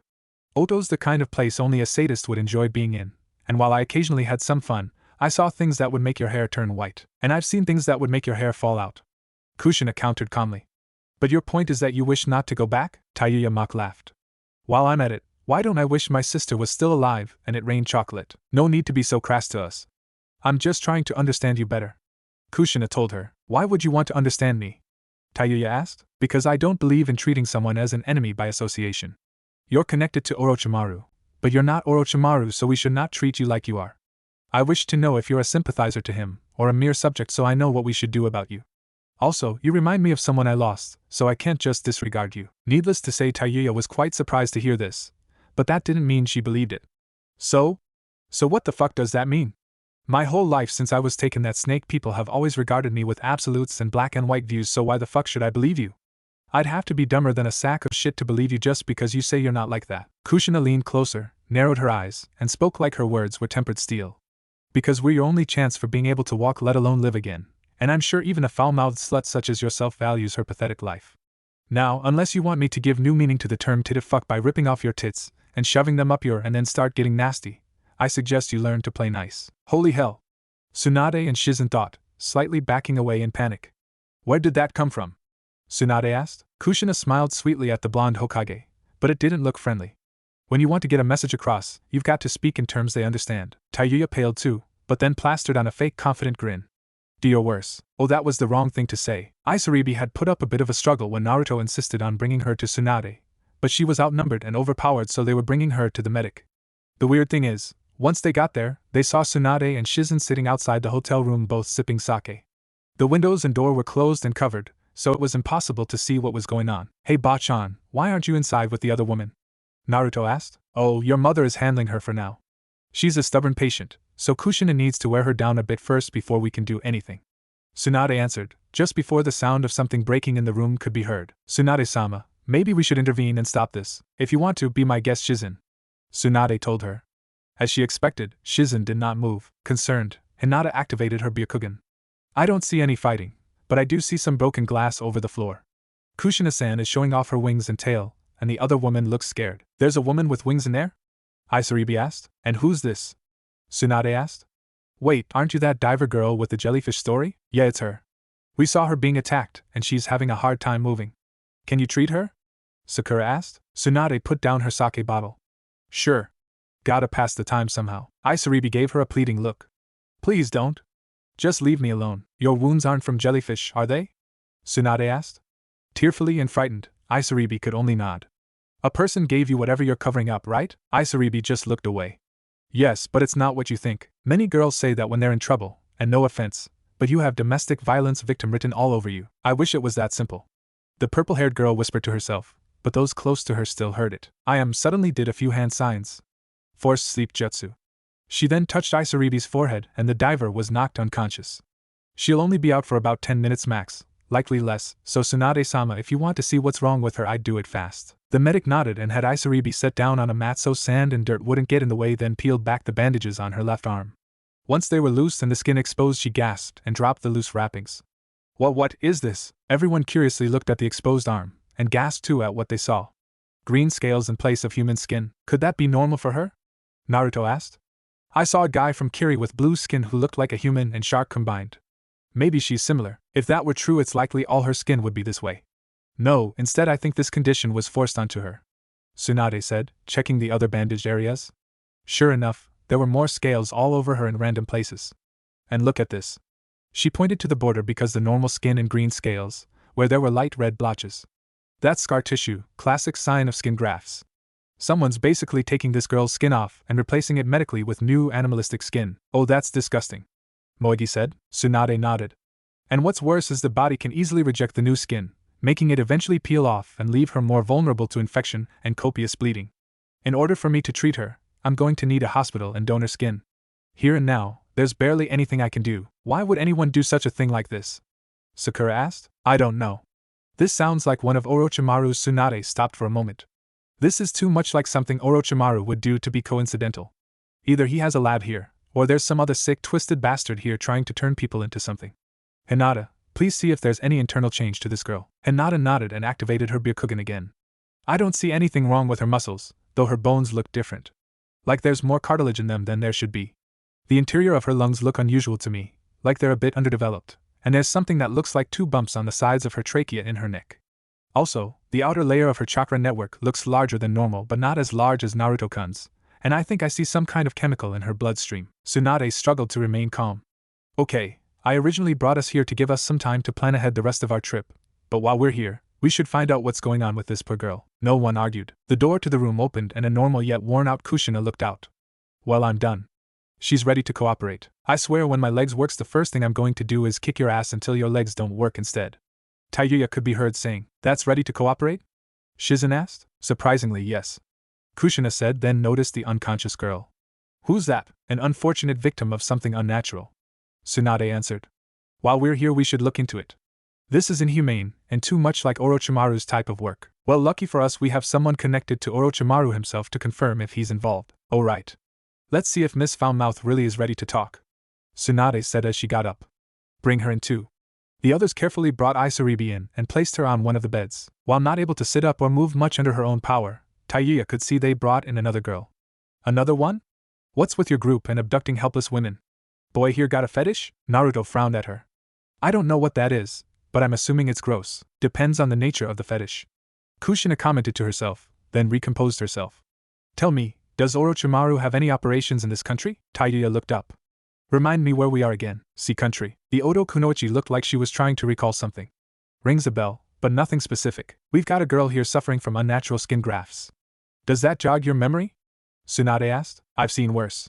But still no. Sakura frowned. You could at least sound like you're empathetic to her. Tayuya leaned up to glare at the pinkette. Well, sorry for not crying over every tragedy I hear about, Pinky. I've been through quite a few myself, so don't expect me to cry a fucking river over some skin injury. Angry, Tsunade showed the defiant woman the scales on Isaribbi's arm. Does this look like some skin injury to you? Looks bad, but I still don't see the big deal. Have you no heart? Hinata asked. My heart took a big hit the day my family was killed on our pilgrimage to Konoha, And it finally died the day my sister was killed and Orochimaru took my burned body to Oto and branded me with his slave seal. Tayuya said as she leaned back on the floor, her crossed arms behind her head. Naruto looked confused. You were once part of Konoha? When? When I was a kid. My family was nearly wiped out when our original village was wiped out, and what remained immigrated to Konoha. My father, sister, and I lived there for a few years, but they died in a fire and Orochimaru got me out of it and took me away. I've been stuck with him since. Kushina looked bothered, like she was recalling a bad memory. Your family immigrated into Konoha when you were a child? You hard of hearing? Tell me your name, please. Kushina kindly asked. The downed redhead looked up at the active redhead with confusion. Tayuya. Kushina's eyes widened a bit. Tayuya? Yaya-chan? The Oto Kunoichi's eyes were now even wider than her interrogators. How do you know that stupid nickname? She then gasped. No way. It's impossible. Kushina-ne-chan, you two are related? Naruto asked, the others as surprised as he was. Kushina and Tayuya ignored them in favor of seeing any hint the other was not who they thought they were. Only my sister called me Yaya-chan, and only she would know that nickname. I swear if you're an imposter. Tayuya was stopped by a sudden hug from Kushina. I thought you died. I thought the fire killed you like it did Ota-san. Kushina sobbed. I thought you died. I saw you on fire. That wasn't me. I was taken out by the Sandaime. I told him you and the others were still in there, but they only found charred and ashen bodies. You were declared dead when Orochimaru escaped. I cried for days. Me too. Tayuya surprised herself by hugging the other woman, and even crying a tiny bit. That bastard used the seal to make me his slave. I had to become a monster or die, and I was afraid to die, so I went along with it. Ne-chan, please forgive me, if you can forgive me for not being able to find you. I'm just glad to have more of my family back. You're an Uzumaki? Tsunade asked. Tayuya pulled away a little bit. Surnames have no purpose in Oto, so we never use them except for legal purposes, but yeah, my surname is Uzumaki. Orochimaru was determined to find a way to claim our Kekkai Genkai for himself, so he tried to abduct all of us in Konoha before he defected. I was the only one he succeeded in taking. The others died fighting him off the day he was forced to leave Konoha. Well, this certainly makes things more interesting. So, you willing to cooperate with us more now? Tsunade asked. Get this fucking seal off me and I'll strip for Blondie here. The flutist told her. Naruto blushed and Kushina shook her head. Emoto, Blondie there is my son. Son? Tayuya repeated, surprised. Well then I guess that makes me your aunt kid. In that case, please don't strip for me. Naruto told her, feeling bothered by the idea. You sure they're here? Ino asked. Shino nodded. My insect has traced Hinata's scent to this country and location. She is here, and inside this hotel. So what do you propose we do now? Tenten asked. I think I know what to do. Ino said I have a clear shot at one of them from here. I can get in there and hear what they're up to. I could send in one of my insects to observe, but I agree that your direct approach is better. Provided you keep your cover. Shino stated. I'm a natural Shino. Watch and learn. Mind transfer jutsu. Back in the hotel room, Tsunade and Shizen were going over Tayuya and Isaribbi again, with Sakura and Hinata trying to help and learn what to do. Isaribbi had regained consciousness but no longer struggled to get away from them, especially after Naruto showed her his new tail, making her no longer feel alone. Tayuya was surprised to hear about Kushina's true species. So all this time, Ne-chan, you've been a sex demon? And to think back when we were kids I was called the pretty one. So are you two really sisters? Sakura asked. Not by blood, no. Her father took me in when the Uzumaki left Uzushio. We lived together until Orochimaru interfered. She's my sister and Naruto's aunt in name, not genetics. Kushina answered. I think I can try to get your seal off you, but since I don't have chakra anymore I may need someone else to actually do the job while I get it set up. But it will take some time to get it right since I'm a bit rusty on Fuinjutsu. Tayuya shrugged. You could have a retarded pervert lick it off for all I care. Just get it off. Well, I can't say for certain what can be done about the seal. My diagnostic of you two leads me to believe that treating you both could take years of recovery. Tsunade said. She first faced Isaribbi. Without proper knowledge of what was done to you, I don't dare try to undo it and risk making it just get worse. And even if I did understand, getting the reversal procedure done right will not be accomplished overnight. Isaribbi looked heartbroken, and Tsunade averted her gaze to Tayuya. Your case is similar to a boy I just treated back in Konoha, but the seal Orochimaru placed on you has left internal corrosive damage to your body and chakra network. So the rate of success is even less for you than it was for the boy with crushed bones and tendons. Trying to cure you would make the medic jutsu try to undo the corrosion, and your seal is likely to interpret that as a threat to itself and counteract or overpower any help I can do.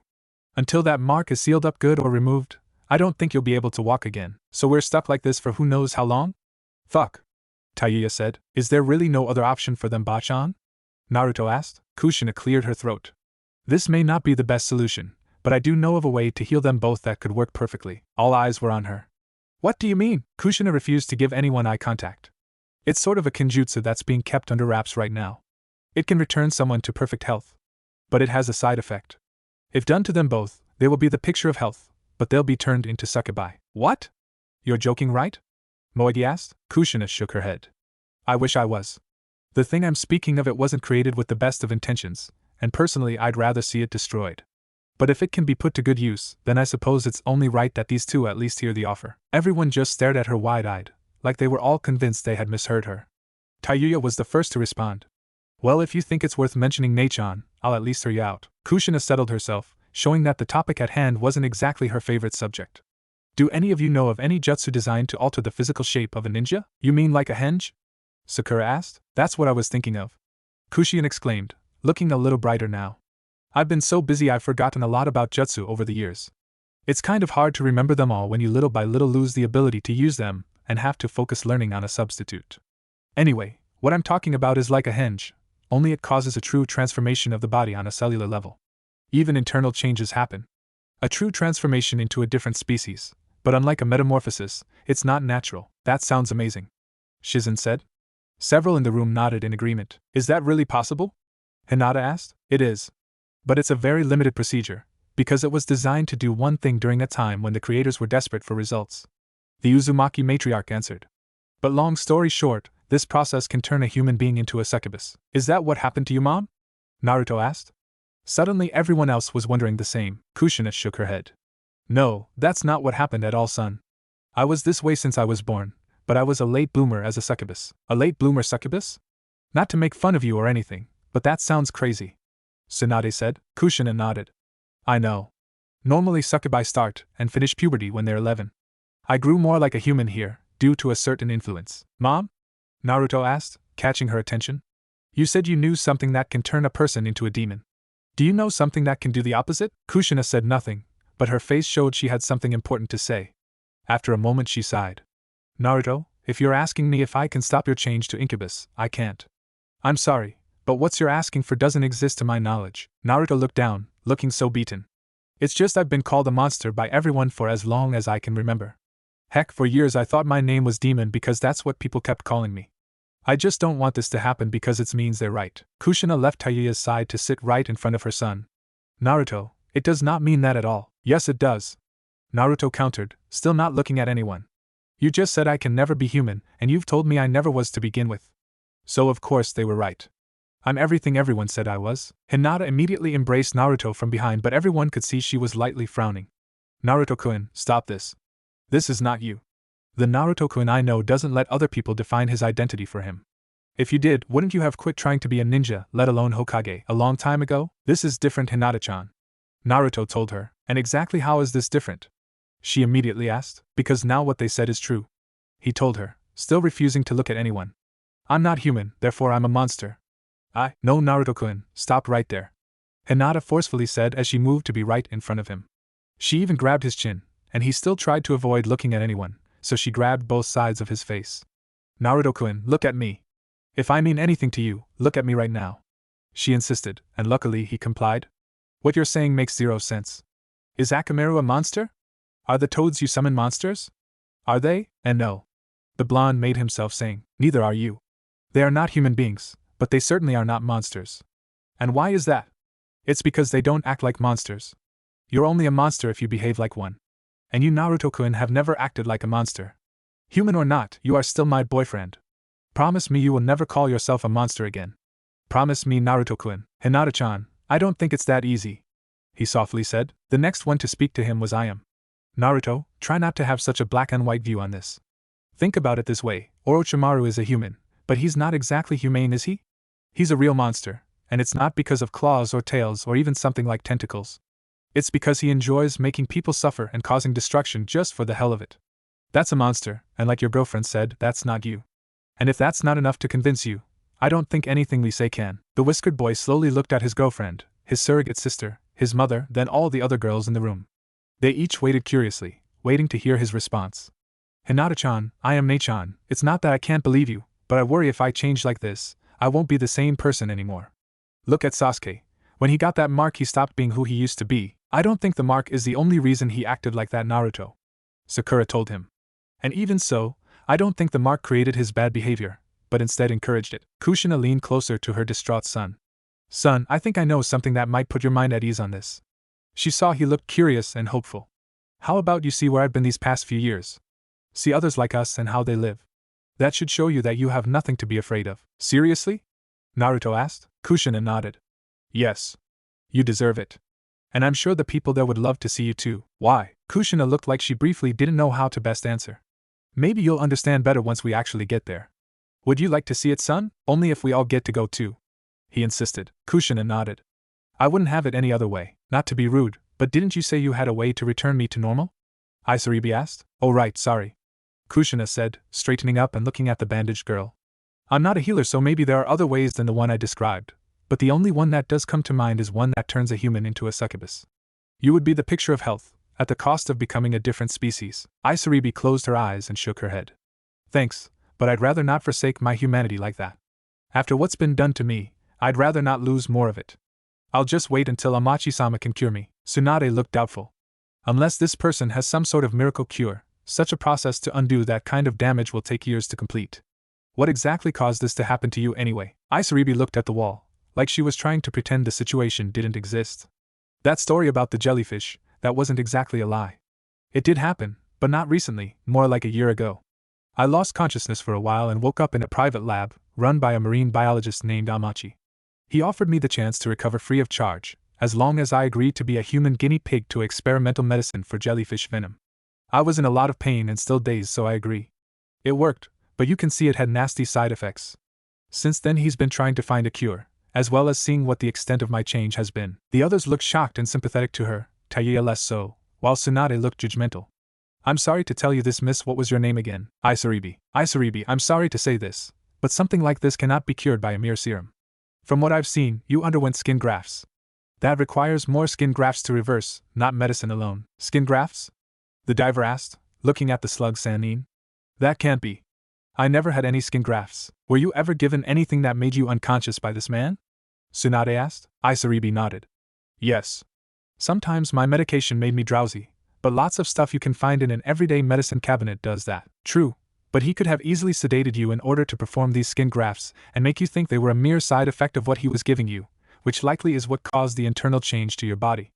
Also, don't you think it's weird that a marine biologist would know how to treat people like a doctor? Something seemed to click in the bandaged girl's mind. I didn't think of that before, but now that you mention it, then she shook her head. No, I can't believe that. Amachi-sama is my only chance for returning to normal. I have to believe he can. If I don't, what hope do I have left? Alright, we won't tell you what to do. But how about you let us see this man for ourselves? Just so we know he knows what he's doing. Shizen offered. Isaribbi thought it over. I don't see why not. But can we do it tomorrow? Sure. Sounds acceptable. Hey, can we get some grub?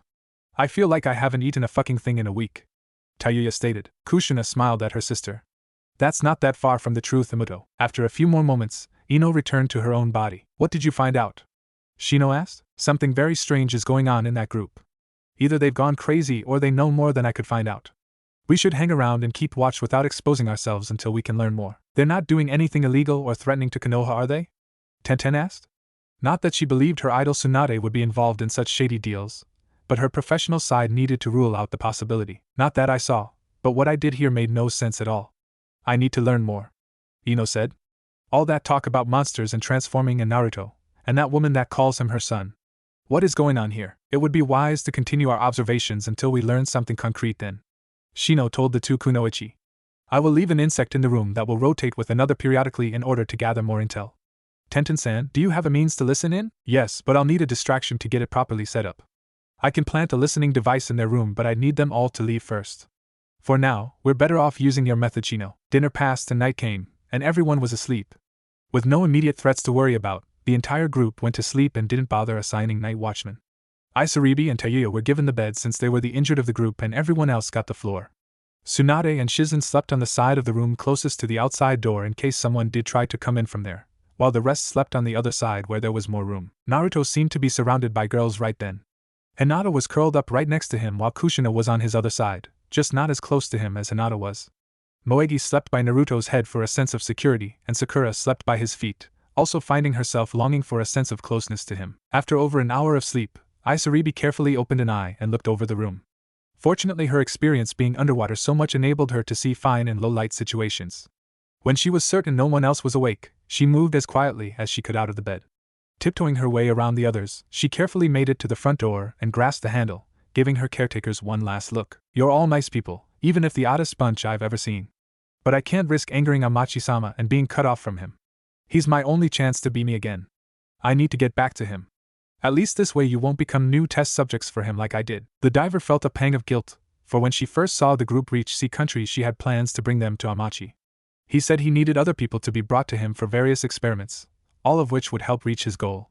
Not much of a technical person, Isaribbi couldn't understand much of the jargon he used when asked and grew to stop asking. All he told her that she did understand was with others brought to him he'd be able to understand how to reverse the change before using anything directly on her. Last time he tried, she gained her Kaima form, and feared future experiments on her would make it impossible to be anything but a Kaima for the rest of her life. "You showed mercy to me, I'll repay the favor by not subjecting you to Amachi-sama's work to save myself. Just please don't follow after me," she thought as she quietly turned the knob, opened the door, and walked out of the room. Fortunately for her, the hotel's night shift were not present in the hallway at this time, so she was able to walk undetected until she reached a door outside. As soon as she opened the door, she saw Kushina standing there. "I think you took a wrong turn to the bathroom," she said, sounding like she was joking but knew full well what the purple-haired girl was really doing. "What? But how?" Kushina held up her right hand, and from right out of the palm a golden chain emerged and quickly wrapped itself around the girl. The chain separated from Kushina, but she held onto it like a leash. Then Tsunade and Ayam appeared beside her. "Think she's being controlled? How do we tell for a guarantee?" Kushina asked. "Allow me," Ayam said before she formed a tiger sign and poked the spot where the nose separates from the forehead. "Eject." Nothing happened. "Good. She's not under the control of somebody else. A friend of mine was a Yamanaka, so I learned how to force out an outside influence like that." "Okay, with that settled, tell us why in Kami's name you were sneaking out tonight," Tsunade insisted. "How did you know I even was?" "You were all asleep," Isaribbi asked. "Experienced ninja like us are all light sleepers. And we suspected something amiss before dinner, so we were on our guard but chose not to show it. Gotta admit we didn't think you tried to do this," Ayam explained. "Please let me go. I need this. It's my only chance." Isaribbi pleaded. "No, it isn't. We can help you. We can't guarantee it will be quick or painless, but we are a possibility. You're not limited to only one option," Tsunade told her. "And what do you expect in return?" Isaribbi asked. "For starters, we will want you to keep everything you know about us a secret. Beyond that, we can work something out," Kushina said. "I know my son would enjoy more friends, but I can't insist you do that. That can only come naturally." Ayam gestured to Tsunade. "Tsunade-sama, I think we have eavesdroppers nearby. I sense them as well," the Sannin whispered back. "Kushina, take this girl back. We'll handle the others." The redhead nodded and took Isaribbi back to their room while the other two disappeared. When Tsunade, Ayam, and Kushina left the hotel room through the back door, Shino, Ino, and Tenten immediately took cover, fearful they had somehow been found. At the same time they tried to follow the Kunoichi trio in case they had something else on their minds. "Why would someone in their own group try to sneak away?" Tenten whispered. "From what I gathered, she's connected to some guy here that did something to her, and her life is basically in his hands. She was probably trying to get back to him, and they all were suspicious of that." Ino offered. "Quiet. They're still out here," Shino warned. "Where did they go?" Ino asked, not seeing them or sensing them. Shino surprised them by walking out into the open. "I take it you felt our presence," he said to no one. Tsunade and Ayam appeared before him. "Yes. Kudos on finding us, but why did you do that?" Tsunade asked. "We were requested by Hayashi Hyuga to find the whereabouts of his missing daughter," Shino answered, then turned around. "You might as well come out." Ino and Tenten emerged from the bush they had been hiding in. "Why did you give us away like that?" Ino asked, more than slightly irritated. "It was illogical to continue hiding and make ourselves look like a threat when they showed they were aware of our presence." The Aburame answered. "Wise choice," Ayam said. "So now that you found us, what do you intend to do about it?" "Nothing in our objection says we're required to bring Hinata back with us. Hayashi-sama merely requested that we, and I quote, track her down and find out where she is. He never said a word about bringing her back to Konoha. As long as she is out of harm's way and here of her own free will, I see no reason to force her to stop what she's doing." Tenten and Ino were quite surprised. "What? We came all this way, and you're not interested in bringing her back home?" "Did I ever say I was?" he asked back. "You never say anything," Ino all but shouted. "Rest assured you three, Hinata is perfectly fine and here of her own free will. In fact, she requested to be taken with us, and was requesting by another with us too." She is in fact safer here away from Konoha than in it. Tsunade told them before it got worse and other guests got upset at the noise. Can we see her for ourselves, Tsunade-sama? Just to verify your claim. Tenten asked. In the morning. But first, she then gave a hard look to Ino. How much did you overhear Yamanaka-san? What makes you think that? Ino asked. We know you used your clan jutsu to listen in on us in the room. When we ordered dinner, the youngest member of our group went into the restroom and came out unable to remember anything after a certain point. Tsunade explained, remembering how Moegi calmly went into the bathroom and came out confused as hell. Classic signs of a Yamanaka possession. I am added. We know when you left your hosts, so tell us when you started listening in and how much you heard. A lot of what you heard is on a need-to-know basis, and frankly you do not need to know. Tsunade finished. Ino was nervous, but decided not to play dumb anymore since she had been caught. What the heck was going on in that room anyway? That woman calling herself Naruto's mother, talking about demons and changes and other countries? What's going on? Stop asking questions. Tsunade told her sternly, shutting her up effectively. You three better come with us for the time being. You are not prisoners, but neither will we let you out of our sights until we determine how much of a threat you are to our plans. Yes, Hokage-sama.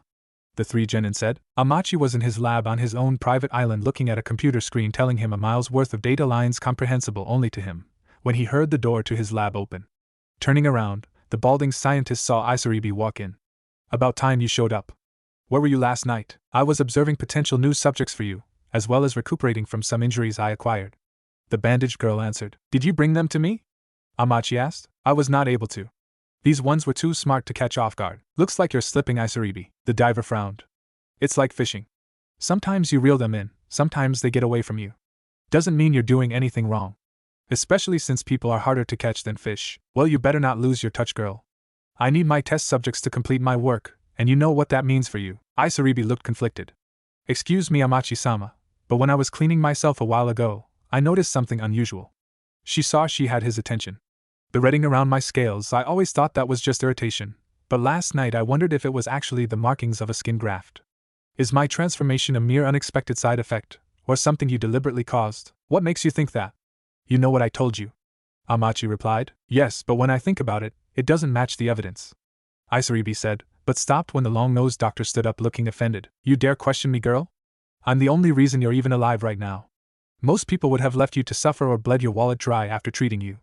I only asked one thing and now you're having a crisis of conscience and daring to question what I do. Give me one good reason why I shouldn't cast you out right now and make you spend the rest of your life alone and bandaged up like a mummy? Isaribbi lightly frowned. You wouldn't. I know too much. You'll kill me before you'll risk me telling anyone about you. Amachi smirked victoriously. How right you are. Like it or not, girl, your life is completely in my hands and so is your chance of regaining your humanity. So do as you're told and bring me some test subjects if you don't want to remain a fish face forever.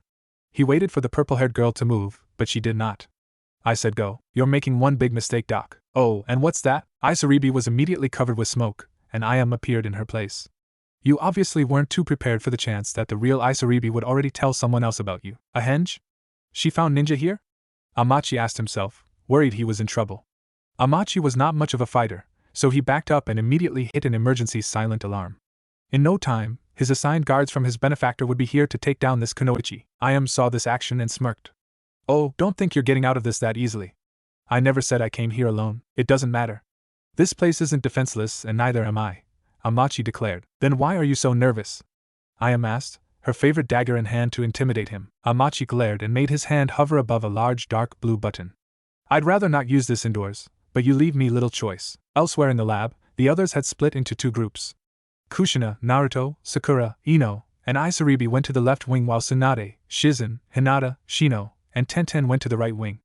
Moegi and Tanten remained at the hotel watched over by Naruto's clones. The young girl didn't like it, but she had nothing to contribute so she had to sit this one out. Isaribbi at least knew the layout of the building. In the left wing, the primary research area, Isaribbi was leading them to where Amachi kept most of his equipment and notes. This was also the same place she was treated, but she was expected to provide her own lodgings, usually in a lean-to by the shore on the main part of sea country. And because of her appearance and antisocial behavior, it usually wasn't in the best condition thanks to bullies and vandals picking on an easy target. What if this is wrong? What if they're ruining my only chance to be normal again? Isaribbi asked herself, feeling a pang of guilt and uncertainty. It's here, this is where Amachi-sama keeps most of his stuff.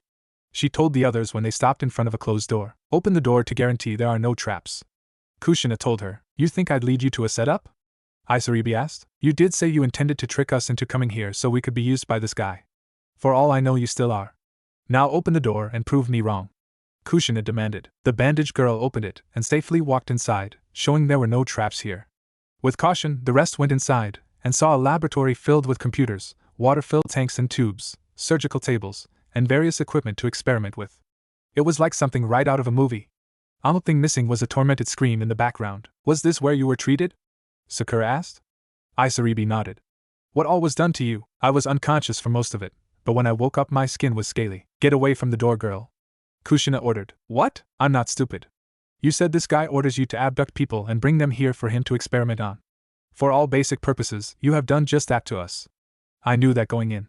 So until you proven otherwise, you are still a threat to us and I will not let my guard down around you. Kushina told her sternly. Isaribbi nodded and walked away from the door. In that case, what do I have to do to earn your trust? Kushina opened her arms to indicate the machines behind her. Start destroying everything. The bandaged girl paled. But if all of Amachi-sama's work is destroyed, we can still cure you. He is not your only option.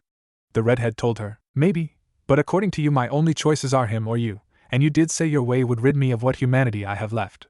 So forgive me if I'm not exactly eager to pick sides right way. Why don't we look through the notes and research first, like we planned, and see if this guy even can do anything about it? Sakura asked, trying to be the voice of reason. Kushina smiled. Good idea.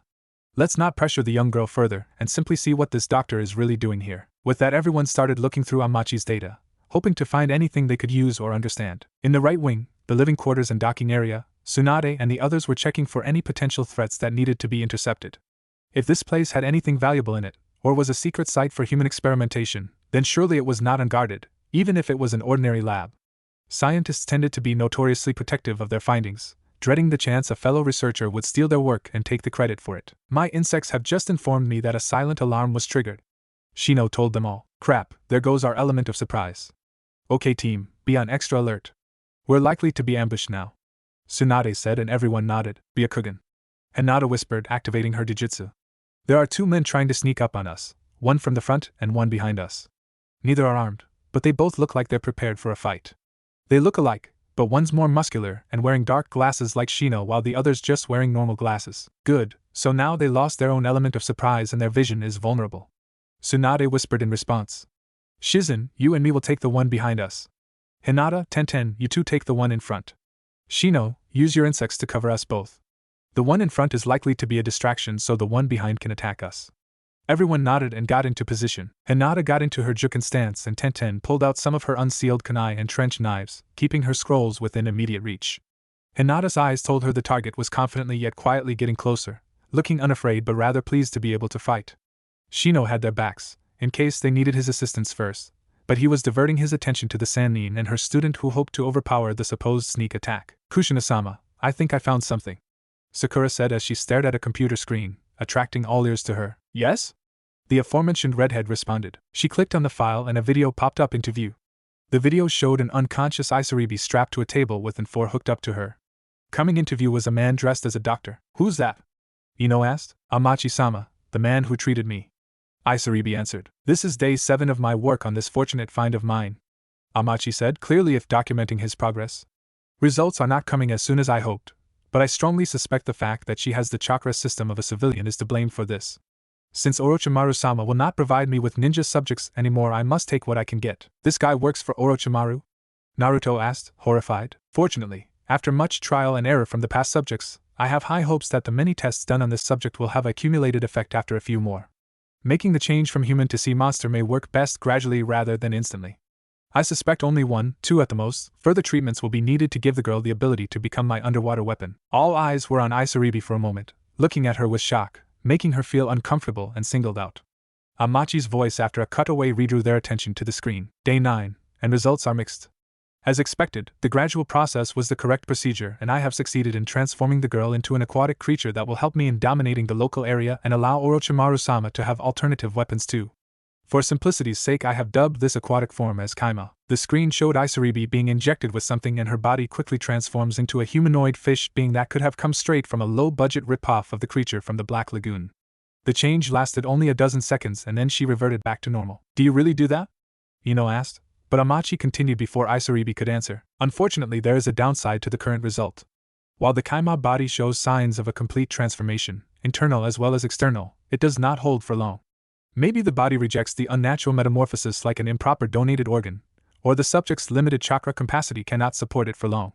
I will have to find a way to make her chakra coils expand more, but I suspect there is a way to trick the body into thinking the change is normal. Maybe appropriate skin grafts will make the transformation last longer, and be easier to accomplish in a real-life scenario. The screen went blank after that, saying it continued on a separate file, and now Isaribbi looked shocked. It wasn't an accident?